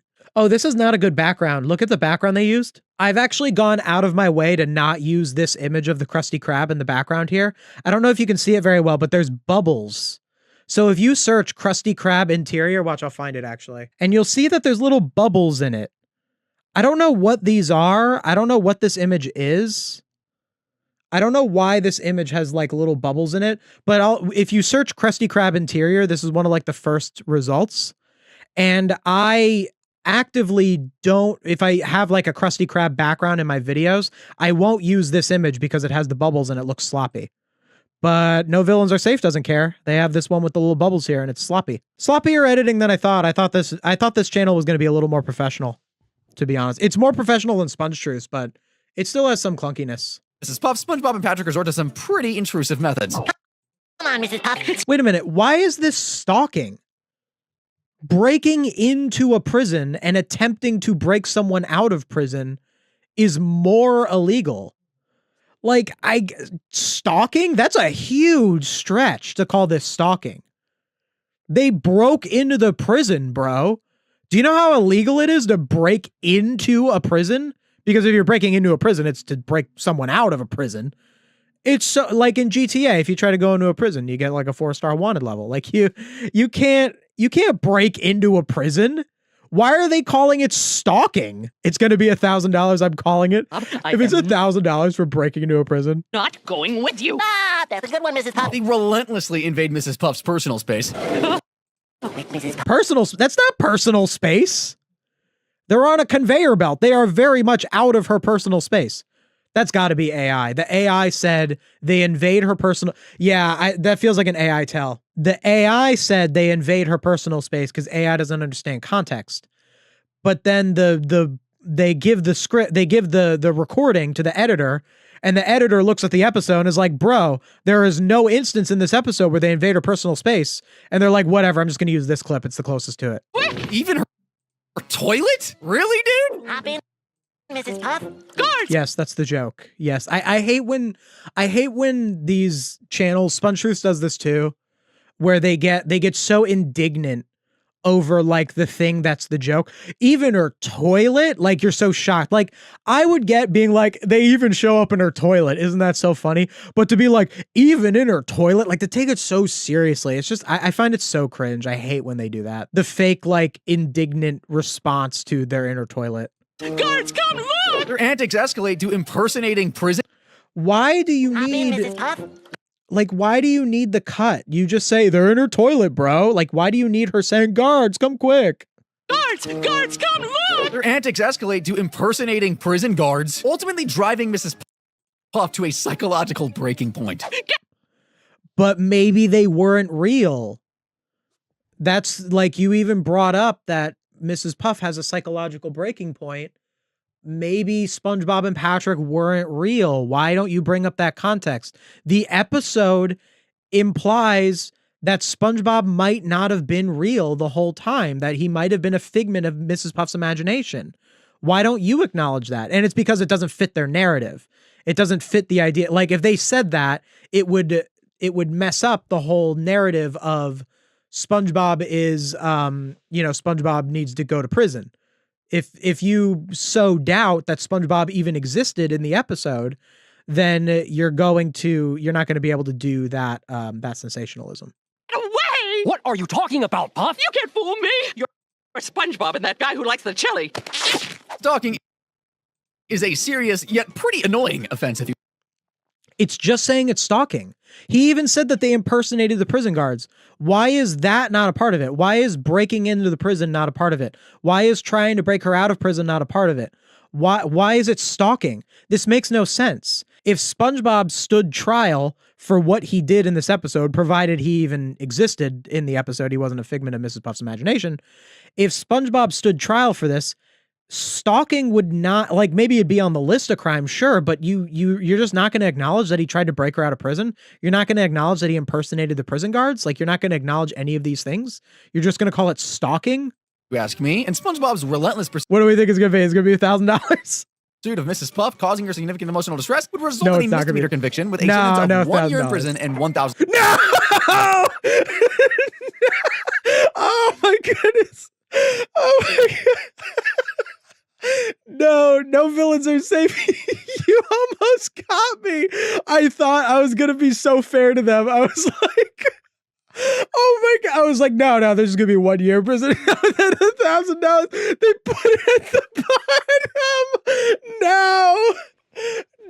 No villains are safe. What? They broke into a prison, bro. $1,000. I think it's gonna be more than that. The fine for trying to break someone out of prison.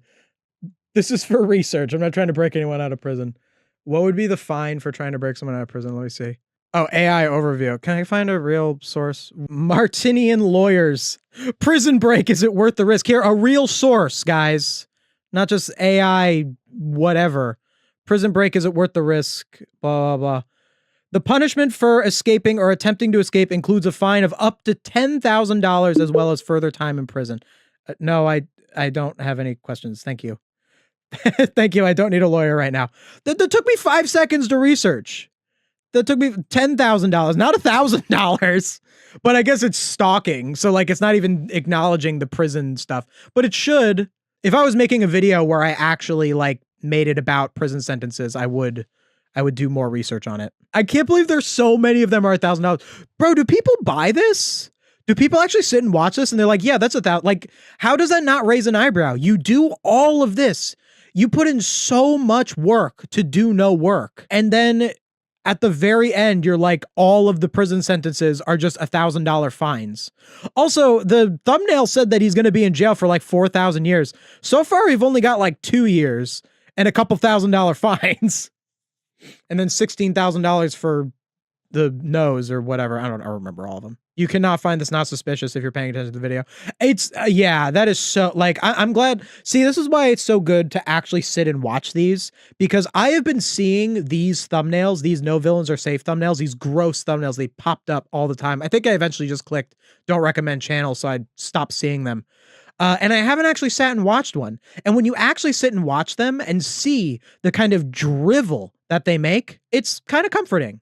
As someone who values human creators, if you out there value human creators, seeing how this is garbage, and yeah, it got 1 million views, and yeah, they're getting 200K subs, but like, you know, I still get views. Like I still, you know, I'm not as big as this channel, because I don't have the resources to make 3 videos a week. Support the channel, guys. Maybe one day we'll get to a point where I can make 3 videos a week. If I did, I'd use all human creators. It wouldn't be, yo, SpongeBob got like $1,000 fine for like, that's not what I would do. Does this qualify as brain rot? Yeah, I'd call this brain rot.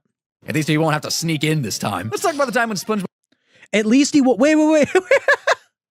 of 1 year in prison and $1,000 in fines. At least he won't have to sneak in this time. At least he won't have to sneak in this time.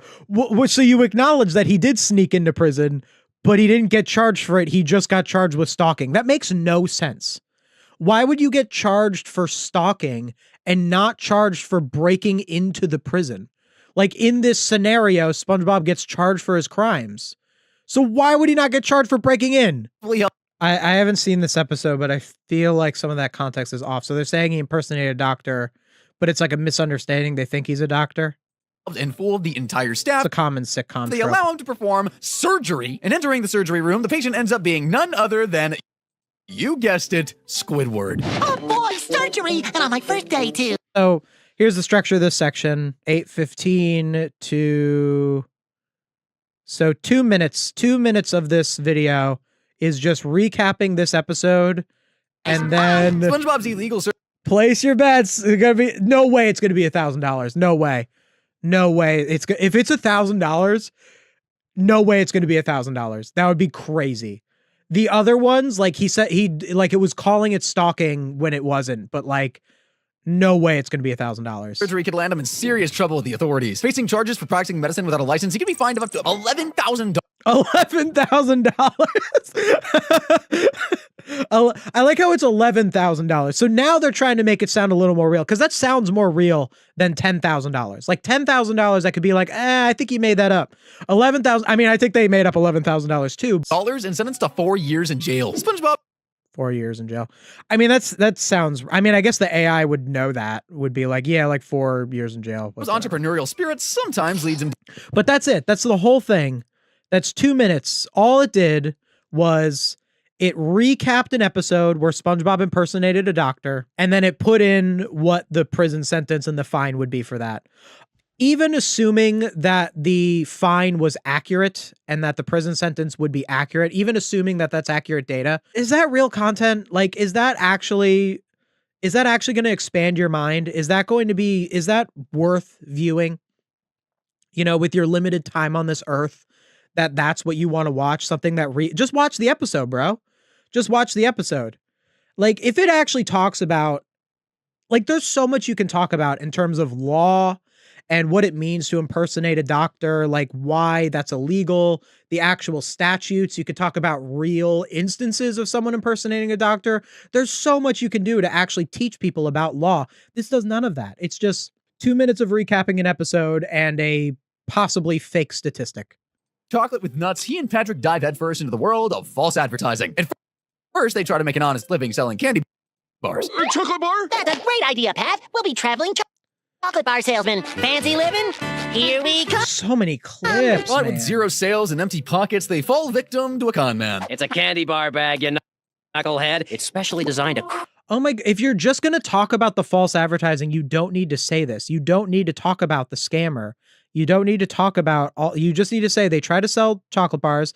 Saying that they tried to make an honest living at first, I guess works. Cradle But each candy bar in velvet-lined comfort. They end up straight up lying just to make some money, or yeah, wait a minute. Hold on. sales and empty pockets, they fall victim to a con man. It's a candy bar bag, you knucklehead. It's specially designed to cradle each candy bar in velvet-lined comfort. They end up straight He says they fall victim to a con man, and then he says up lying just to make some money, or they end up lying just to make some money. Those things aren't connected. They didn't realize they got scammed. They don't, like, that the whole episode, they never realized that guy scammed them. There is never a point where they realize the guy scammed them. It is true, if you want to talk about the actual themes and the context of the episode, the reason they start lying to people in Chocolate with Nuts is because the con man made them feel special. That's what they say. They don't say that the con man scammed them so they'll scam others. They say that the con man made them feel special, so we're going to make other people feel special, and that's how they're going to buy the chocolate bars. Now, they are aware that they're lying. Patrick literally says hooray for lying. So, like, they are aware that what they're doing is wrong, but they don't learn it from the con man per se. SpongeBob's words stretch the truth. Well, maybe if they didn't stretch the truth, they wouldn't sell as many. That's it. Wait. Stretch the truth Hold on, look at this getting it wrong. Velvet. just to make some money, or in SpongeBob's words, stretch the truth. Well, maybe if they didn't In SpongeBob's words, stretch the truth. stretch the truth, they would. Patrick saying stretch the truth. Patrick said it. You literally just showed the clip that Patrick said it. Would AI make that mistake? Would AI think that SpongeBob said it even though Patrick said it? Or maybe SpongeBob says it at another part of the episode, but Patrick just says it first, and that's the clip they used. That's it, Patrick. We've got to stretch the truth. By making outrageously false claims about their chocolate bars, like curing illnesses and making hair grow, Wait, this is bad footage to use. they mislead customers. Look at this. Outrageously false claims about their chocolate bars, like curing Illnesses. They didn't make that claim to this character. They never say that it cures illnesses. They never say that. They say that if you rub it on your skin, it makes you live forever. They don't say it cures illnesses. That is false. That is a complete hallucination. hair grow. Making hair grow is one of them, because the joke is the guy's bald and he says, my wife's trying to grow a beard. But why use this shot with making hair grow? Wait, you could just use the shot of the bald guy. There's a perfect shot for making hair grow. I guess the editor doesn't really watch the episode either. How do you miss that? There's a whole shot where the guy's bald and he holds up the money. How do you not use that shot when you say making hair grow? Why do you go out of your way to use this shot I mean, I guess SpongeBob doesn't have hair, sure, but he never has hair. Why use the shot of him? Does the editor think that SpongeBob like lost his hair in an accident and that's what the context of this scene is? What is going on? Trade practices like SpongeBob's could land him with a whopping $40,000 in fines. I don't think. Bro, that is so. Deceptive trade practices like SpongeBob's could land him with a whopping $40,000. Do you even understand what context is? Are you serious? A fine of $40,000 for false advertising. Yeah, for like a real business. Like if you're a weight loss drug and you say you'll lose 100 pounds in 4 days and the weight loss drug doesn't do that, and you're a big company, yeah, then you'll get $40,000. But if you go around selling chocolate bars door to door and you tell someone that it's going to make them live forever, even though that would be absurd, but let's say someone believed it and they got mad at you, you're not going to get charged $40,000 in a court of law. Like this is so AI that the AI found a source that says someone once got charged $40,000 for false advertising and just applied it to this episode with absolutely no context. And only $11K for fraud. True. Impersonating a doctor. Trouble with the authorities. Facing charges for practicing medicine without a license, he could be fined up to $11,000 and sentenced to 4 years. Well, he got sentenced to 4 years in prison for that. Why no prison time? So I guess the prison time makes up for a fine. I think you still pay a fine, though. I think the prison sentence is separate from the fine. Like would you pay less of a fine if you get a prison sentence, or would you just have to pay the fine on top of the prison sentence? That is so true. Why would making hair grow 40,000? Why would false advertising be 40,000 and impersonating a doctor would be 11,000? Even with the added prison sentence for impersonating a doctor, there's no way that the law would treat that more, would fine you more money. There's no way. But this is like applying as if they were like a business. SpongeBob's desperate obsession with a secret formula. That obsession ends officer impersonator. So the same as doctor. Ends up getting the better of SpongeBob. Since in the episode Call the Cops, he ends up impersonating a police officer. Never seen this episode. See, it all starts with, and stop me if you've heard. It's interesting. Just a little thing. It uses even with modern. I just noticed this. SpongeBob's desperate obsession with a secret formula. That obsession. Even when it uses modern episodes, it still puts the footage in a square. I usually put when I use footage, I usually put it in the correct aspect ratio. I wonder why it's a square and not a rectangle. Probably just streamlines the editing process. If you had to make it the correct size, you'd have to do some for 16:9 and some for 4:3 aspect ratio. Probably just streamlines the whole process. See, it all starts with, and stop me if you've heard this one before, Plankton getting arrested trying to steal the secret formula from the Krusty Krab, which causes the police. Wait, and stop me if you heard this one before, Plankton getting arrested for stealing secret formula. So like, I get what it was trying to say. And stop me if you've heard this one before, Plankton steals the formula all the time. Like he tries to steal the formula, but he doesn't get arrested for it very often. Like, I mean, he does, but that's not like not as often as him just trying to steal the formula. Just clunky. Well, at least SpongeBob's self-aware. Not that it would stop him or anything. Isn't it a crime to impersonate a police officer? He even proceeds to arrest this poor girl. Wait, I want to know what his answer was. I would love to know the context. I've never seen this episode. A crime to impersonate a police officer? Isn't it a crime to impersonate a police officer? What does Mr. Krabs say? Does anyone know what Mr. Krabs says in response to this? Because I would love to know the context. Does Mr. Krabs lie to him? I guess it doesn't make a difference in terms of like a prison sentence. Like if someone tricked you into impersonating a police officer, like, but also why are you using this as examples of SpongeBob's prison sentence when it seems like this is more Mr. Krabs' idea? Shouldn't this be in the Mr. Krabs prison sentence video? He even proceeds to arrest this poor girl selling cookies for not having a license. Pretty ironic, isn't it? They end up taking her to the police station where SpongeBob. Wait, why is that ironic? Do you know what ironic means? It doesn't sound. Is it ironic because he's arresting someone for a crime when he's committing a crime? Is it ironic because she doesn't have a license and SpongeBob doesn't have a driver's license? Why is it ironic? Buzzwords? Yeah. Oh, someone got the quote. This is what Mr. Krabs says after SpongeBob asks if it's illegal. We're not impersonating, boyo. I was in the Navy, and the Navy is sort of like the cops of the sea, and I just deputized you. No way. No way. I'm going to believe you that that's what it actually says. If it's not, shame on me, but that sound, no way. So in the episode, Mr. Krabs says, I mean, like, I get like that's probably not correct. Like the joke is probably that Mr. Krabs can't do that, obviously. But Mr. Krabs says, I was in the Navy and I can deputize you as a cop. And that's why SpongeBob impersonates a cop. That is such important context.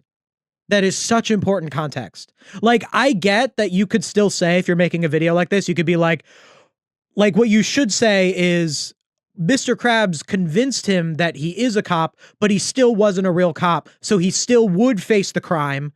And the punishment for the crime is this. But the AI must have not gotten that context.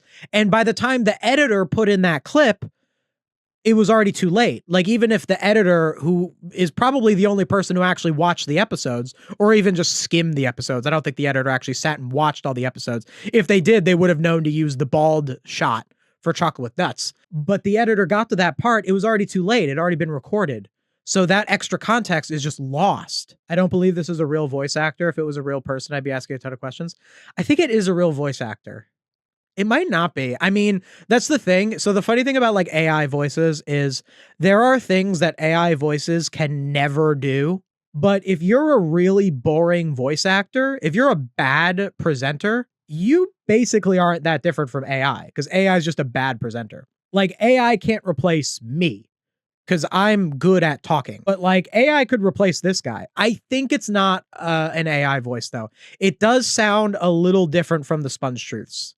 There are inflections in this person's voice that makes them sound like a real voice actor. Trust me, it's an AI voice clone. People think that the No Villains Are Safe as an AI voice. Why don't we take a poll? Why don't we take a poll? More yes. 56% yes. Yeah, it's kind of 52%. What I think is interesting about this poll is how unsure we are. I think that's messed up that we're so unsure. Not on you guys. Like, I understand why you guys are unsure. No, 51%. Yes, 49%. It's so crazy that we're like not sure.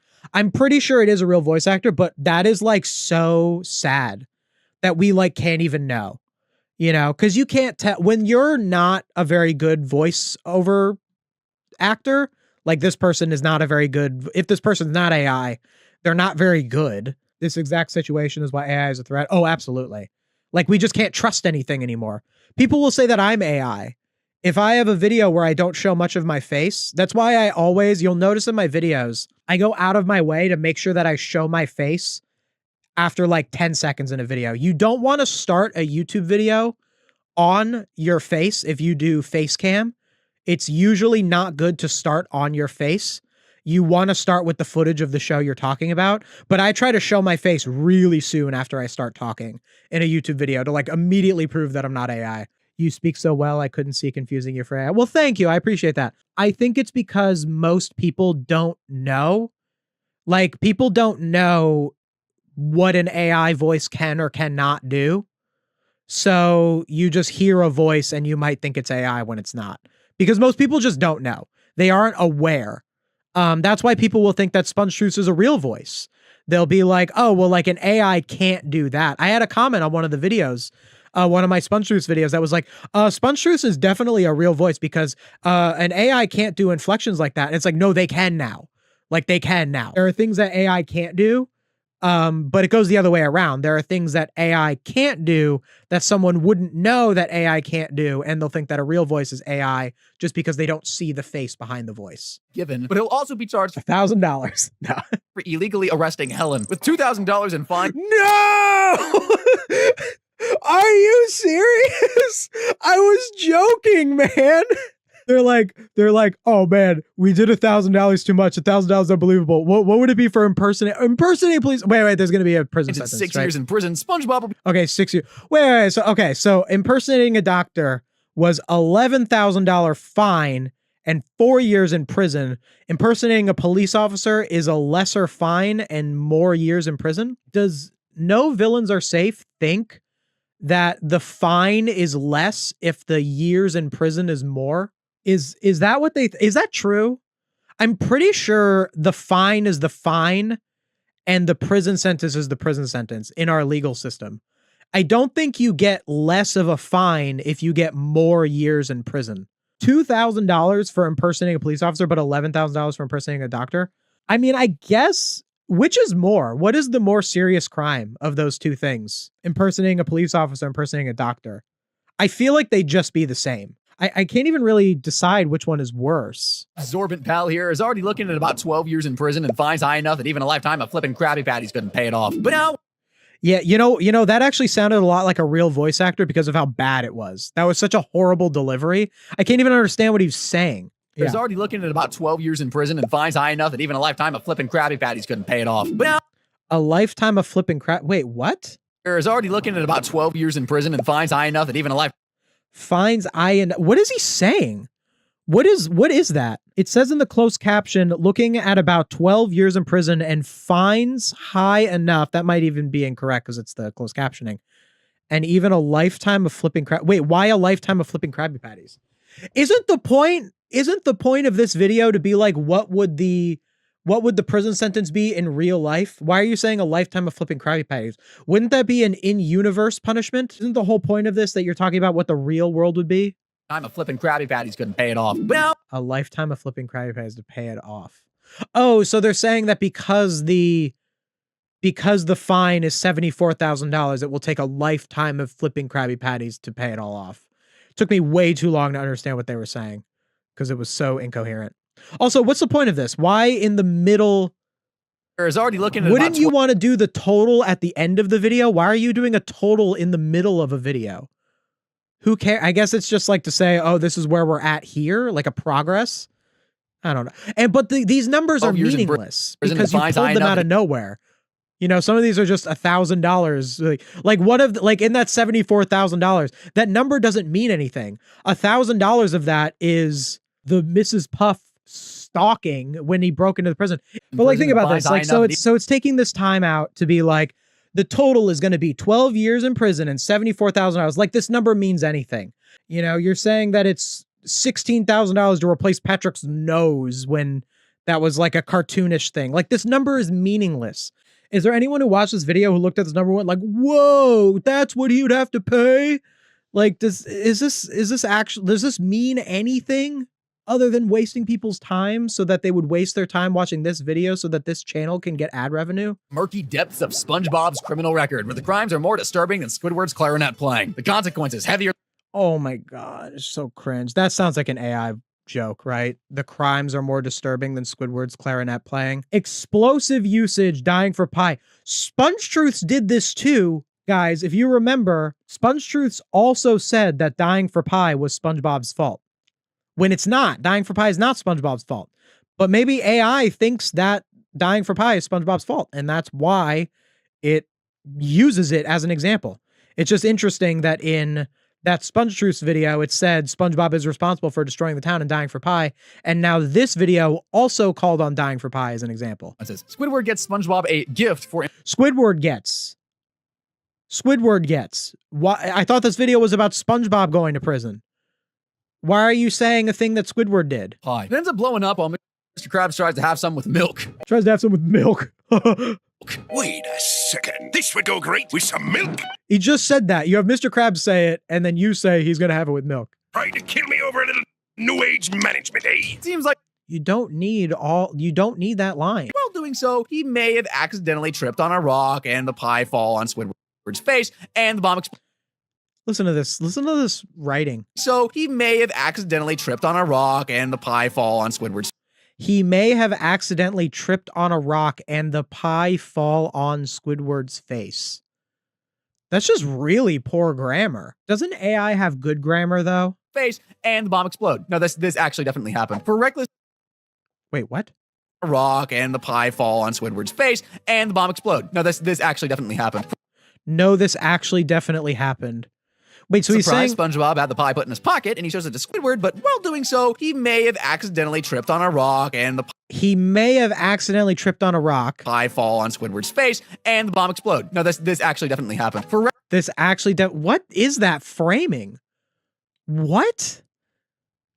Man, I put so much when I write my videos, I am thinking constantly, Like the steam is coming out of my ears as I'm writing, because I'm like, when I write this, how is it going to be communicated to my audience that what I'm saying makes sense? And then this nonsense just says that. Over 1 million views, by the way. Ridiculous.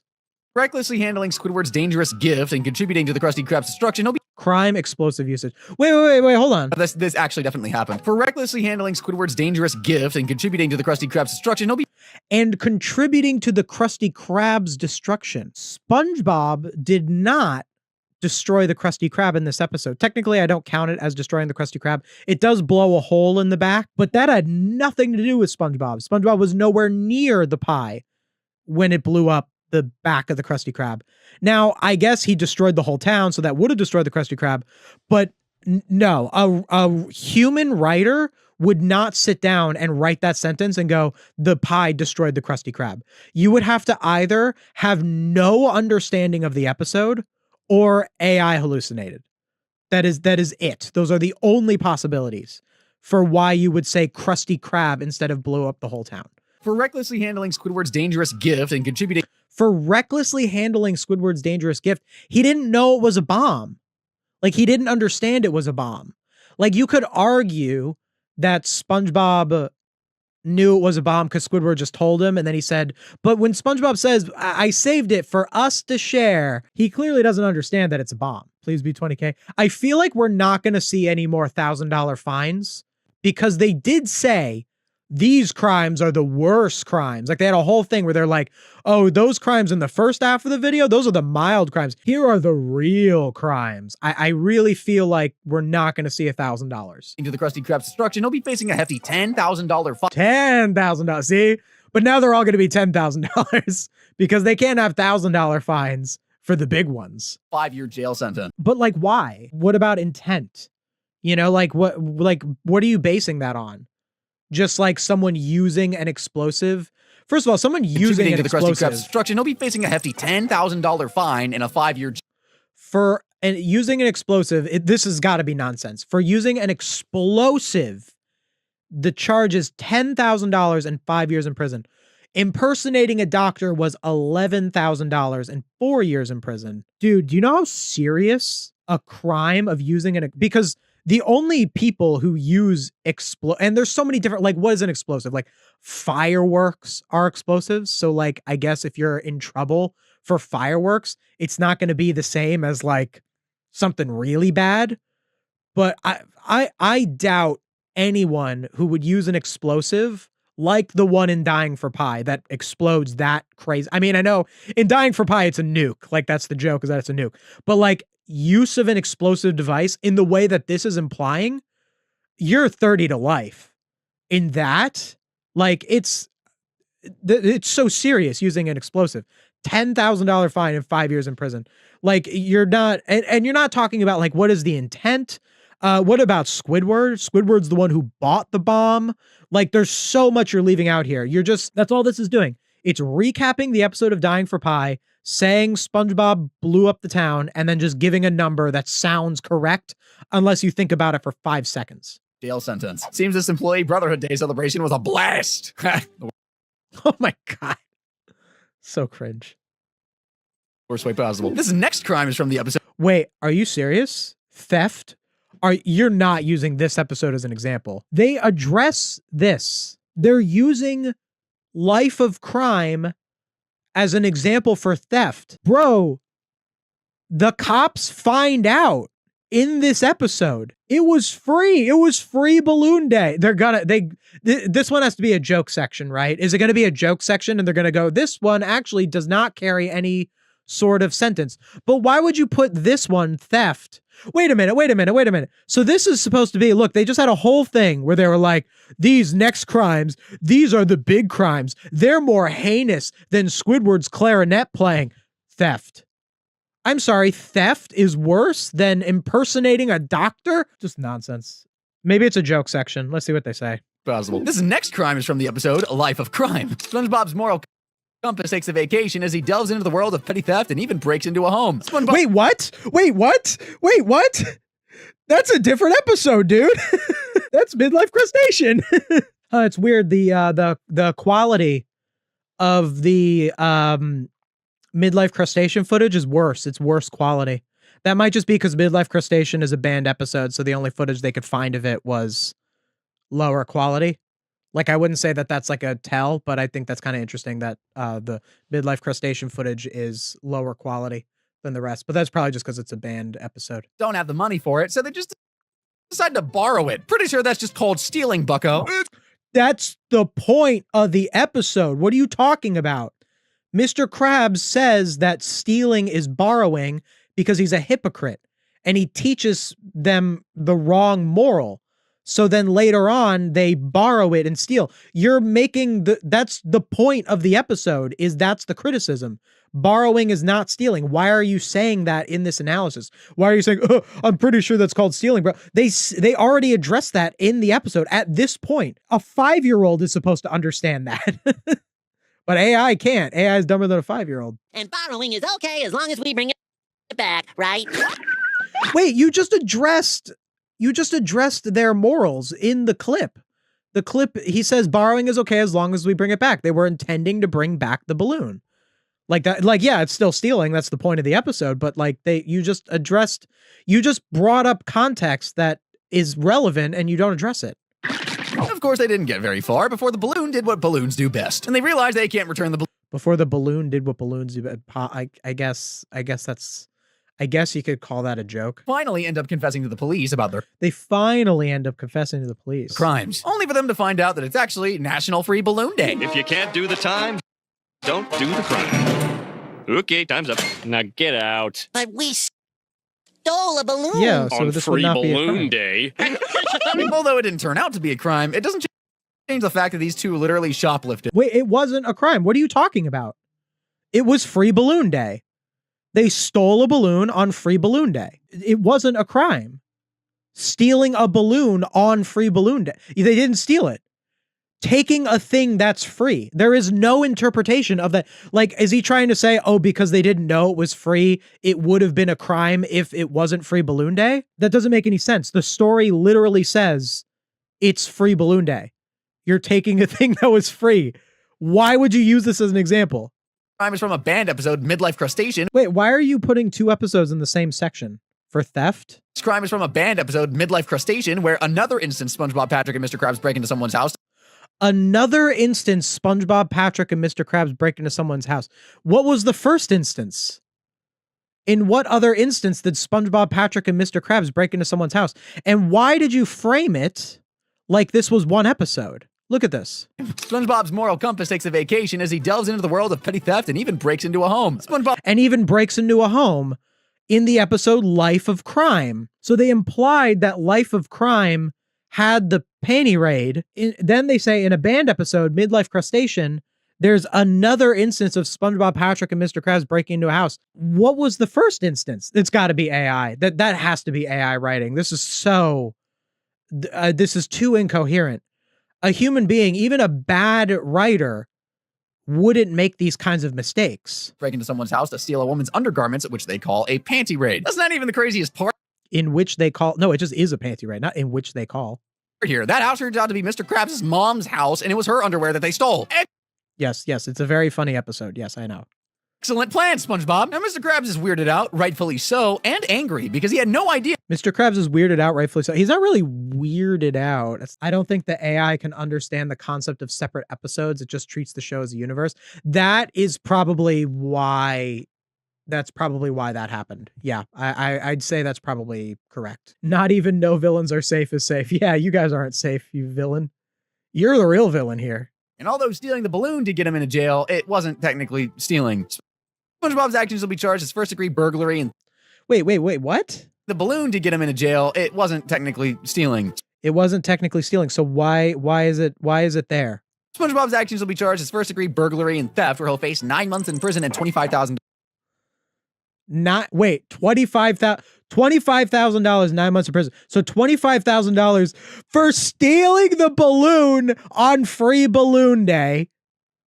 And then also the panty raid? Why not just have it be a section about the panty raid, man? Why even include this episode that literally is not a crime? Also, $25,000 for stealing the balloon on Free Balloon Day, and I also like how this charges. He's talking about two separate crimes. Like he's implying that the stealing the balloon on Free Balloon Day is a crime, and then he also throws in the panty raid. But then he has one thing that's charges 9 months. Why would SpongeBob be charged specifically for that? What amount of this, what amount of months is for the balloon? What amount of months is for the panty raid? What amount of this 25,000 is for what? It doesn't matter. This all is incoherent. It makes no sense.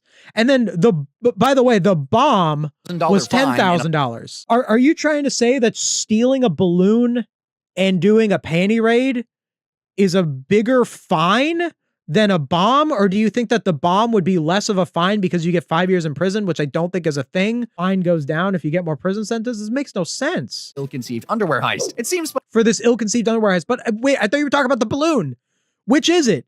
You can't even understand which episode you're talking about. Water modification. All right, I guess. He became a lifeguard. The best part is knowing you're the only thing that stands between these good. Wait, wouldn't the crime be impersonating a lifeguard? Isn't that the crime here? Why are you talking about water modification? He gets mistaken as a lifeguard. He does, but he leans into the lie. He had an opportunity to say, no, Larry, I'm not actually a lifeguard. That's the part that's the crime. Like Larry thinking that SpongeBob is a lifeguard because he got ice cream on his nose and he had the whatever on his nose that makes you a lifeguard. Larry thinking that he's a lifeguard isn't the crime, but SpongeBob says, oh yeah, I am actually a lifeguard. That would be the crime. Panicking, SpongeBob resorts to drastic measures. Patrick. Panicking, SpongeBob resorts to drastic measures. That sounds like a SpongeTruths AI recap to me. That sounds like, I mean, I guess a human could write that, but that feels a little AI-y. Is this seriously what it's counting as the crime? The cartoonish him sucking up all the water? Even though SpongeBob intended to save a life, under the Rivers and Harbors Act, illegally... No, this is, by the way, 16 minutes and 55 seconds in. This is the first time it's citing an actual law. This is the first time it's citing an actual law. A person or corporation alters the course, condition, or capacity of a navigable water of the United States without a permit. Well, that doesn't apply to this because it's underwater. Altering the condition. And I get it. Like you could apply the United States laws to the underwater just for brevity because there is no underwater world where there would be such a law, but still. Would result in a civil penalty of $100,000 and 30 days. Dude, I don't even. Days in prison. Think of a $100,000 and 30 days without proper in permits prison would result in a civil penalty of $100,000 and 30 days. That makes no sense to me. How would you get a charge? Okay, so this extremely cartoonish joke of SpongeBob sucking up all the water in Goo Lagoon and then immediately spitting it back, by the way. Like, I guess that would technically count as water modification if you're being like nitpicky or something, but like, I'm going to be nitpicky right back. He spits it back immediately. So the water stays there the way it is. $100,000 for the charges. Kidnapping. In the episode Sandy's Rocket, SpongeBob and Patrick end up crashing a rocket ship in Bikini Bottom thinking that they've landed on the moon. They're just going to recap. Yeah, just But I'm not going Have to make a second trip. There's no time for that. Just Criminals can do that much in such a short amount of time. Kidnapping is a Class A felony. I didn't even need to watch that section. They're just literally, they just recapped Sandy's Rocket and put a bunch of footage. And now they're going to SpongeBob can face serious consequences for his actions. Now, Bikini Bottom has a population of about 500 residents, including SpongeBob and Patrick. And considering each act is a separate kidnapping, this brings the penalty to $9,960. Oh, that is such a, these numbers mean nothing. That is such a stretch. He's going to get an individual thing for first of 500. What is it? What are they basing the 500 number on? Like in the one episode where SpongeBob leaves Bikini Bottom, he's like, now it's 498 or something. That's probably where they're basing the population as 500. You know, it's kind of an arbitrary number. Obviously, the actual population of the town shifts around. It doesn't say how many people he actually kidnapped in Sandy's Rocket. But to then just do that, it's just to get that big number. Like the number on the thumbnail was like 4,000 years and it was all blurred out. So it's just to have that sensationalist giant number of thousands of years by just multiplying all of the years. And like, I thought the amount of years that he was going to be in jail matters, like, because it said in the recap in the middle, it said total. Flipping Krabby Patties. Total 12 years. Like, it has a whole thing. But now you're saying, oh, well, now it's just 9,000 years. Now he's going to just be in jail for 9,000 years. So now it doesn't matter anymore. So now the number of years he's in jail doesn't actually matter. Brings the penalty to 9,960 years in prison. If you've ever seen Sandy's right. Like, that's the big one? Free. Probably his best trait, if you ask me. The episode would be Krusty Plate. Mr. Krabs. Honestly, Mr. Krabs, this one's on you, dude. SpongeBob. This one's on you. Wait. If it's on him, why are you talking about SpongeBob then? He uses a laser Spotmaster 6000 to clean the plate and also sets it to the most powerful setting. Now, it does sound like a great idea to clean a dirty plate, but not when SpongeBob is the one handling it. Wait, what? Now, it does sound like a great idea to clean a dirty plate, but that does sound like a good idea to clean it. No, it doesn't. It's cartoonishly absurd. Now, intentionally causing the Krusty Krab. It wasn't intentional. He was trying to clean a plate and it blew up. Like, sure, it was reckless, but... to explode using a laser could land SpongeBob with a grueling sentence of 20 years in prison. Maybe Mr. 20 years for the destruction of the Krusty Krab. Wait. 20 years for the destruction of the Krusty Krab, but bomb that also, according to them, destroyed the Krusty Krab. $10,000 fine and a 5 years. Is 5 years in prison. So it was 5 years in prison for the bomb that destroyed the whole town and apparently the Krusty Krab. But it's 20 years. Let's see what he's 20 years in prison for... Could land SpongeBob with a grueling sentence of 20 years in prison. 20 years in prison for the destruction of the Krusty Krab? Based on what? Maybe Mr. Krabs gonna listen to SpongeBob after all. Remember that time the Krusty Krab got visited by Mr. Maybe Mr. Krabs should have listened. Well, SpongeBob's the one who apparently went to jail for 20 years, so why are you blaming Mr. Krabs? Krabs' worst nightmare? A health inspector? And that... Wait, what? That's not true. Remember that time the Krusty Krab got visited by Mr. Krabs' worst nightmare? A health inspector? Mr. Krabs' worst nightmare, a health inspector. That's just a bad joke, but that's not correct. Mr. Krabs would not be afraid of a health inspector. He passes. The Krusty Krab isn't like a place that would fail a health inspection. It doesn't in the episode. The Chum Bucket, like if you said Plankton's worst nightmare was a health inspector, then that would make sense because the Chum Bucket's supposed to be really dirty. But the Krusty Krab is not a dirty restaurant. If anything, the Krusty Krab, I guess, is portrayed as dingy. I suppose it depends on the episode, but the Krusty Krab is not portrayed as a place that's like, oh no, the health inspector's coming. They're gonna get shut down. That's just a poor joke, which is probably the AI not understanding context. As he and Mr. Krabs cook up a nasty patty. At first, everything's going well. Mr. Krabs even tells SpongeBob to feed the health. What was that? A nasty patty. At first, everything's going well. What was that? Why did he say that like Squidward? At first, everything's going... Why did he say it like that? Mr. Krabs even tells SpongeBob to feed the health inspector everything on the menu. For free, too. That's pretty big from someone like Mr. Krabs, you know? That's pretty big. No, wait, what do you mean? He didn't choose to give the health inspector free food. He had to. Because that's what happens when a health inspector visits. You have to give the health inspector, maybe that's just in the episode, but the episode communicates that you have to give the health inspector free food. Mr. Krabs didn't choose to do that. That doesn't, like, it wasn't his choice. The episode portrayed it as he had to do it. And then he was mad about it because he found out that the health inspector was a fake health inspector, or he thought it was a fake health inspector because it turned out to be the real health inspector, but he assumed that it was a fake health inspector and he thought that he had to give him free food, and that's why he was mad. It's so disrespectful. Like, you're going to dedicate, this is 26-minute video on SpongeBob. People are sitting and watching it. This got over 1 million views, and people are sitting and watching this video, and the person doesn't know anything about the show that they're talking about. You're going to sit here and be like, oh, I want to like learn more about SpongeBob. And the person, they didn't even watch the show. They don't know anything about this show. Been passing himself off as a health inspector you don't need the news segment. You just said that they thought it was a fake health inspector. Now Mr. Krabs gets... Wait, they just cut it off. They just cut off the part where he goes, free food, and he just went free and it cut off. Like, that line disproves what they said earlier about, oh, Mr. Krabs was so generous, he gave free food. That just contradicted you, and you cut it off, like almost like the editor didn't cut it off in time. It was like, whatever. Did you hear the voice change? It might be AI. Are you talking about when he sounded like Squidward? Nasty patty. At first, everything's going well. Mr. Krabs even tells SpongeBob to feed... Are we saying that this means that it's an AI voice? Mr. Krabs cook up a nasty patty. At first, everything's going well. Mr. Krabs even tells SpongeBob, It's a very weird delivery. let's not forget, we're not even 100% sure if this guy is fake or not. And this Let's not forget we're not 100% sure this guy's fake or not. No, in the episode he is. In the episode, well, that is the point. Like, that's the point of the episode, is that he was too hasty. But no, Mr. Krabs thinks that he's the imposter. Mr. Krabs doesn't think he doesn't go, maybe he's not. They never say that. They don't think that at all. So there's no point in pointing that out. And the best thing to do in this situation would be to check if he's actually dead or not first. Oh my goodness. It's the same thing as in the Survival of the Idiots when he was like, they were normal. They would just leave. No, they think he's dead. What do you mean check if he's dead or not? They think he's dead. It's like, it's that simple. There's not like a scene where they're like, do you really need a scene where they're going to check his pulse or whatever? Like, is that your actual like CinemaSins tier nitpick here? But no, instead of doing that, SpongeBob and Mr. Krabs actually take the body to bury it at the top of a hill. Very intelligent.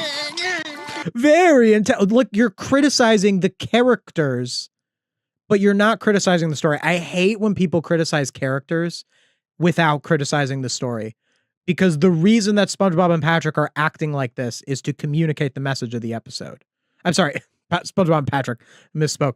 The reason that SpongeBob and Mr. Krabs act like this is to communicate the message of the episode. OMG, Jackson hates CinemaSins. CinemaSins is the worst. If I was a YouTuber 10 years ago before AI, I'd be doing these videos on CinemaSins. CinemaSins was this before AI. Like, slop was always a thing. You know, like these kinds of people making content farm stuff, just trying to get your attention. This has always been a thing. This is not really that much about AI. Like, it is, AI empowers these things to do it more. Like it just gives more power to bad actors to make bad content. But this has always been a thing. It's always been a thing. AI just makes it worse. It's like how, like, there's always been bad movies. There's always been bad art. There's always been things where people are just making it to make a quick buck and try to get people's attention. It's always been a thing for as long as the arts have been around. In Greek play festivals thousands of years ago, there were probably like playwrights who didn't put any effort in and just tried to get more seats in the agora or whatever. Like, this has always been a thing. But AI is particularly dangerous because it makes it just gives people a way of doing that way, way, way more than they ever could. Get out and get back to digging! Are you just telling the Rock joke? Where am I? They're just you're just stealing the joke, bro. However, the police are just there to escort them back to the Krusty Krab, so we chill. They're looking at the police here. So we chill. Lame.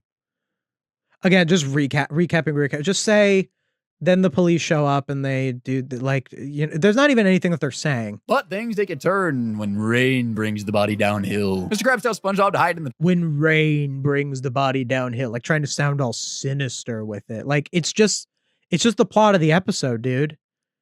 Like, if you're gonna like change up your voice for something to make a point, it should be your point. It shouldn't be the episode. Rain brings it down. Like, you're telling the story that is the episode. You're just taking the episode and recapping it, and you're putting like another voice on it. Oh, is that steam I see coming out of your ears? Oh, that brain is working in overdrive. My goodness, how do people watch this? Is that steam coming out of your ears? Your brain must be working. Criticizing the characters, again, not talking about the story at all. Like, yes, that's the point. They're making bad decisions. Do you want to watch a show where characters make good decisions the whole time? Because I think that'd be pretty boring, actually. I think that this episode is entertaining because the characters make bad decisions. I've got no idea what these two are even doing at this point. I've got no idea what these two are doing at this point. Dude, like, chill. Like, I've got no... Yeah, I know. It's a wacky episode. Like, you gotta... I think also, like, you as the reviewer... You need to take a little more like this emotional response to, I don't even know what they're doing. Like, first of all, the context is clear. The back was locked. So the reason that SpongeBob has the body in his hat is because the back door was locked. Like, the plot's not that complicated. You're acting like it's a bigger deal than it is. The plot is not that complicated, but you know. Oh my goodness, is this a longer recap than usual? Oh my goodness. It's been almost 3 minutes of recapping this episode. Usually they've been a little more brief with some of their episode recaps, but this is just explaining the plot. All you have to say, by the way, if you're doing a video of how long would SpongeBob's prison sentence be, all you'd have to do is be like, yeah, SpongeBob and Mr. Krabs tried to hide a body. So if you got caught doing that, you'd get this prison sentence. That's all you have to say. They're recapping the whole episode. There's no reason to do that for what you're trying to communicate. I've confessed that they committed a murder and hid the body in the freezer. We killed her! But he didn't actually die. This is kind of the same as the Free Balloon Day. Like, the cops are aware of everything that happened at the end of the episode. The cops are there. The cops know that they tried to bury the health inspector. They don't face consequences in universe. So why are you saying that SpongeBob would get X prison sentence, X fine for this when the cops are literally there?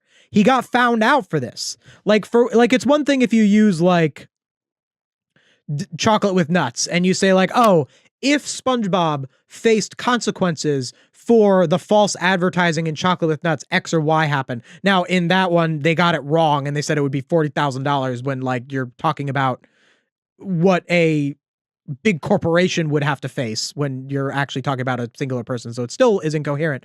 But at least with that, you're like saying like, oh, this is an episode where SpongeBob did something bad, chocolate with nuts. If he faced consequences for it, this is what would happen.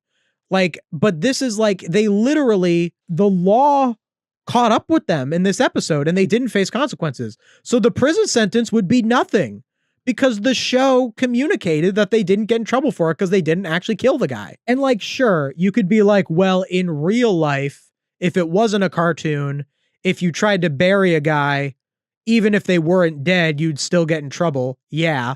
But the narrative didn't say that. So I don't know. I just think it's all over the place. You know, it's got no vision of what it's trying to say.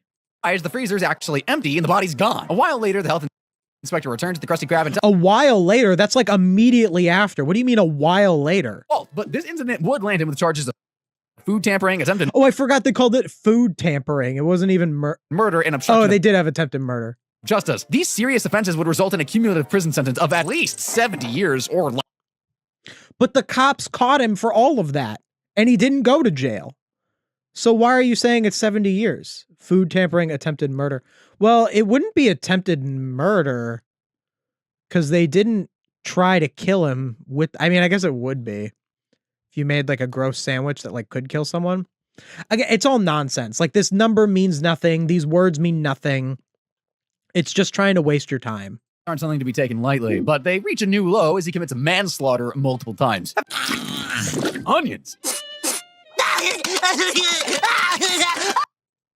And peanuts grown in his bathroom window. That should be. Oh my God. It's just like SpongeTruths, guys. This is just like what we went over last week. When SpongeTruths did a Sailor Mouth, they just recapped Sailor Mouth and they explained all of the dumpster writing jokes. It's the same thing. He's just explaining the gross stuff that he puts in the sundae. Yeah, man, that's what the SpongeBob writers came up with because they're good writers and you use AI. Why are you just explaining the joke? And it has nothing to do with the crimes. Are they using the same AI? Like to write? I don't know. If you watch the Ave video, there's some sus stuff where this channel was hiring writers. And in the hiring process, the writers had to write sample works and send in the sample works. And then they like didn't get hired. So the theory is that No Villains Are Safe took from these writers their scripts that they used to get hired and fed that into AI. And then because of that, the AI sounds a little less AI than something like SpongeTruths. Because with SpongeTruths, it's like every other line is, it's not this, it's this. Like it's so, and I haven't seen any of that here. I've seen some things that feel very AI because AI obviously like, you know, will never feel human. But this is very similar to what AI usually does, what AI does in a SpongeTruths video where it reiterates all of the different things that happen in the sequence. I just came across your stream out of nowhere. My recommendation. I've been seeing these videos from this channel, and I'm finally glad someone's covering them because these are. Thank you. Yeah, I'm glad I'm covering them. I really, I like that I'm doing them in stream form because I originally did on the main channel. I did a big anti-AI video where I talked about the video that SpongeTruths like directly stole from me, but I really want to like actually dive into the videos themselves. And I feel like the main channel wouldn't have been a good place for that with the video essay format. I feel like the live stream format is a great way to go over these. So I'm glad you're enjoying it. Has No Villains Are Safe stole from you? I don't think so. I have not seen any evidence that No Villains Are Safe has stolen from me. But this is the first video I've ever watched from them. Nothing in this video looks like it stole from me. Bottom, today is the exact day SpongeBob decides to say hi to literally everyone, and his greetings aren't particularly well received. Actually, SpongeBob says hi to everyone all the time, is what the episode implies. It says, my to-do list for Sunday, say hi to everyone in Bikini Bottom. It implies that he says hi to everyone in Bikini Bottom every Sunday. Not that that is the day where he happened to say hi to everyone in town. But the AI does not understand the actual context of the episode, whereas a human who actually watched this episode would understand that. Like if I wrote something about this episode and I talked about how SpongeBob says hi to everyone in town, I would have said something along the lines of, SpongeBob says hi to everyone in Bikini Bottom every Sunday, and that would have been like a part of it. Some of the fish are so disgusted by his breath that they grab onto a hook and leave for the surface. His breath. Yes, that is the joke. That is the joke. Just that like disingenuous laugh. These innocent fish watching a movie pass away from his putrid breath. Pass away from his putrid breath. Who says pass away in that context? That's not how people talk. Pardon me, ugly sponge coming through. Oh, and her too. I don't think that was supposed to imply that they died. That does not imply that she Not died. only that, but he even ends up vacating the entire movie theater with how bad his breath stinks. Oh my god, why are you saying it like that? You're so cringe. Yes, that's the plot of the episode. His breath stinks. Talk about themes.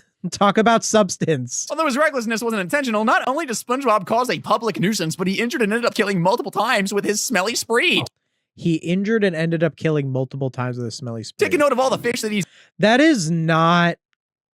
No, I reject this. I reject this premise. I guess you could kind of be cheeky and be like the guy in the car died when he exploded. Or even the two fish that like go up. But like, come on, man. About a sentence of 32 years for killing multiple... I would say... Wait, he used this as an example. times with his smelly... That doesn't kill anyone. What are Not you only talking does SpongeBob about? cause a public nuisance, but he injured and ended up killing multiple times with his smelly... Ended up killing multiple times shows these guys, they just get hurt. They're not dead. What are you talking about? The one guy in the car, I guess you could say, because he just blew up and he was gone. And then maybe the two fish that float up, because when fish die, they do float up to the surface like that. That lady is not dead. If she was dead, wouldn't she float up like the other fish who did before? Her face just got all burned up because he was so stinky. And the movie theater is empty later. If she died, then her body would just still be there. It's whatever. I'm trying to take it as seriously as he does. This is nonsense. This is nonsense. of itself, but murdering for love certainly is. And that's exactly Multiple what SpongeBob murders. is guilty of in the episode To Love a Patty. SpongeBob makes a bunch Wait, multiple Krabby Patties, which he- murders. From your lip. you expect. I'm with his newfound love. This whole All right, he's Ain't it recasting gravitate? the Valentine's Day carnival, some clams try to eat the patties. Like, Wait, the Valentine's Day Carnival, you're mixing up episodes. That's another AI thing. They mix up episodes. They don't at the Valentine's Day Carnival. So this is the AI mixing up this episode and Valentine's Day. Because in Valentine's Day, there are a bunch of scallops that try to eat Sandy's big chocolate balloon that she's taking for Patrick's gift. And there's a Valentine's Day Carnival. And in this episode, SpongeBob does go to a carnival with the Krabby Patty, I think. I haven't seen this episode in a long time. But the clams try to eat the Krabby Patty. So it's mixing up those two episodes. Also, why is the background prehistoric Bikini Bottom? Why is the background the prehistoric one? What a random background choice. Probably another instance of not understanding the show. You know, like I understand SpongeBob, so I wouldn't use this background if I wasn't talking about like UGG or SB129 or something. Like, I wouldn't use this background because it's prehistoric Bikini Bottom. It's a weird background to use. But if you don't understand the show, this just looks like another SpongeBob background. So you'd be like, yeah, I'll just use that. Valentine's Day carnival, some clams When at the Valentine's Day carnival. They're not even at the carnival in this scene. try to eat the patty. Yeah, our yellow friend can't stand that. And that's when the demon inside SpongeBob is released. He uses Oh my God. Jokes, man. karate to murder 21 clams just to save his murder patty. Okay, 21 I get get it. He's a fool in love, but to kill 21 clams. It is a messed up scene, by the way, like, because SpongeBob is a lot about respecting nature. So seeing SpongeBob like kill clams is really messed up. Like, this is a very mean-spirited, very bad scene. I really do not like. I reject the premise of this scene. I think it was really bad on the SpongeBob writers to put in this scene where he actually like kills clams, especially because there was a whole episode about them raising a baby clam, because SpongeBob is about appreciating nature. So it is really messed up. But also it's not murder to kill an animal. It's animal cruelty. Like, but he's going to count it as murder as if he murdered a person, right? And it's going to be incorrect. Considering every clam as a living entity, this carnage. Considering every clam is a living, well, that is true, but that's not counted as such. Like, you're like, that just is not how law works. Like, it is really messed up to harm an innocent animal. Like, I think that's very wrong, but he's acting like he killed 21 people, and that's going to be what his would still result in multiple murder charges. This is such a stretch. Which is typically life imprisonment with parole after 420 years, if he's lucky. Do I even need to mention the fines? Like, we all know it's got to be over $1 million. Over $1 million. Do I even need to mention the fine? We all know it's $1,000. Clams are birds in the SpongeBob universe. Yeah, like, it'd be really messed up if someone went and like killed like 20 pigeons or whatever. You know, that'd be a really messed up thing for someone to do. And I think you would go to jail for that. But I don't think you'd get 420 years life imprisonment and a fine of $1 million. I don't think that would happen. Would you deserve that? Maybe. It's a pretty messed up thing to do. Like, you're a pretty messed up person if you went and did that. Or he's clearly counting it as if it's murder of people. With all of that combined, SpongeBob is looking at a staggering $1.2 million. SpongeBob is looking at a $1.2 million. The 1 million in that is the arbitrary million that he just admitted he didn't know would have been the actual fine. And you don't get a fine for murder. You just go to prison forever. Is there a fine? I mean, I guess there could be a fine. I don't know. But like, you pulled that number out of you admitted you pulled that number out of nowhere. And fines in a whopping 10,520 years in the Bikini Bottom Slammer. But ridiculous. That number means nothing. What laws are we basing this on? Source, I made it up. This is a lot more similar to SpongeTruths than I thought. I actually had higher expectations, to be honest.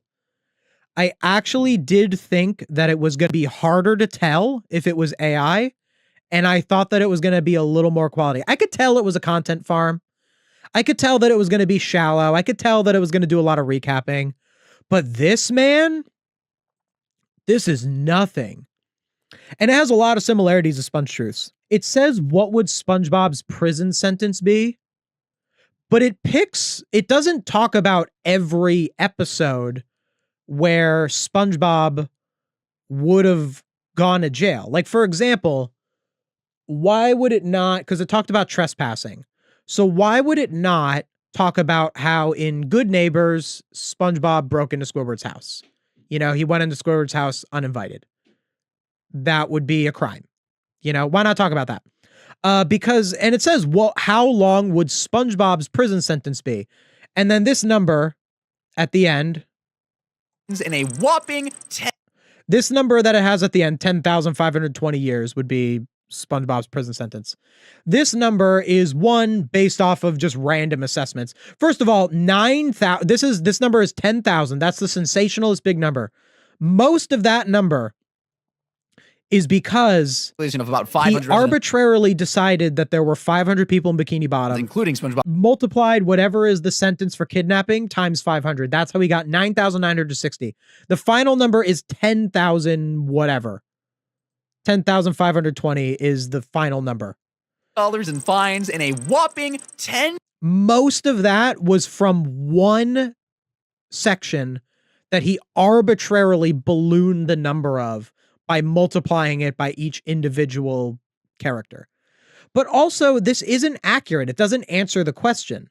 It just answers the question of, let's say all of the numbers were accurate law-wise. Let's say that these were actually well-researched numbers into what the law would actually give as a prison sentence, which they aren't. He said he'd get, what, like 5 years for stealing a balloon, but he like lumped the panty rate in with it? Oh, 9 months. Wait, if one of them was 9 months, this number is not right because one of the sentences is 9 months. So it would be 1,520 and 9 months, right? Like, because the other ones are all round years, but that's just 9 months. Weird. Let's say this was all well-researched. Let's say it was all well-researched stuff. Even if it was, it wouldn't actually answer the question of how long would SpongeBob's prison sentence be.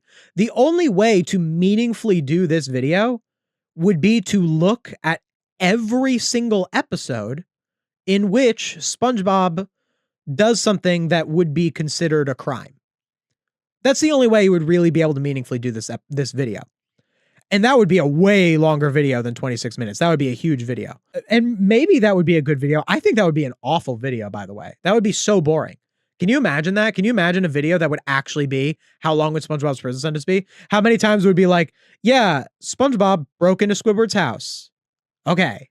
You know, like maybe the way you could do it is you could be really quick about it. You could be like, here are all of the times where SpongeBob breaks into Squidward's house. And then you just list the episodes and go like, you just list them out and be like, and then you just multiply it. You know, but that'd be a really boring video. I mean, this is also a boring video, but like the kind of video, the promise of the title and thumbnail, how long would SpongeBob's prison sentence be, is not a video that can really meaningfully be done. But the idea still gets people's attention. So they do it anyway. And they just do a weird version of it where they take random episodes and add random numbers. And all this video is just recapping episodes, putting numbers that may or may not be accurate next to them. And then the secret formula to these videos is fake sensationalism. SpongeTruths does this too, where it acts like things are a way bigger deal than they are, saying that this is attempted murder, saying that they, you know, killed the people with the stinky breath and all this stuff. Like, it's fake sensationalism. There is no substance to any of this. All this video is just recapping episodes that are adjacent to crimes and putting numbers next to it. That is this whole video. That is the whole thing. And it got 1 million views from it. And it adds just enough fake sensationalism to make it palatable.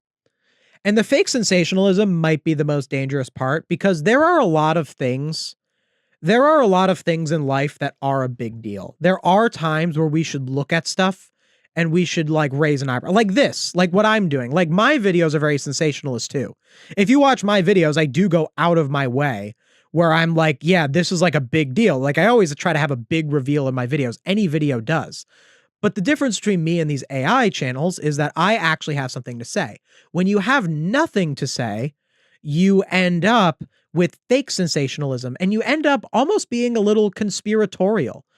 We saw this with the SpongeTruths video, where SpongeTruths, they did a video where we talked about last week, where they talked about like all of the banned moments in SpongeBob, and they acted like SpongeBob was trying to bury these episodes. And it's like, no, man, like it's not that deep, you know, like sometimes episodes just get changed.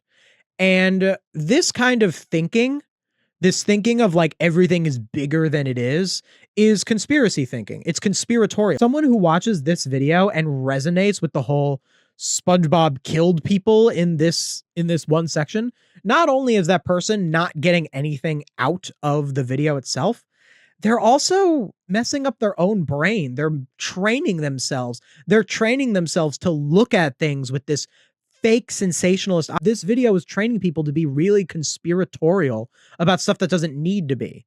And it's just a byproduct of them trying to make the video more entertaining when there's really no entertainment value to it. That's no villains are safe. Yeah, wow, that was way worse than I thought.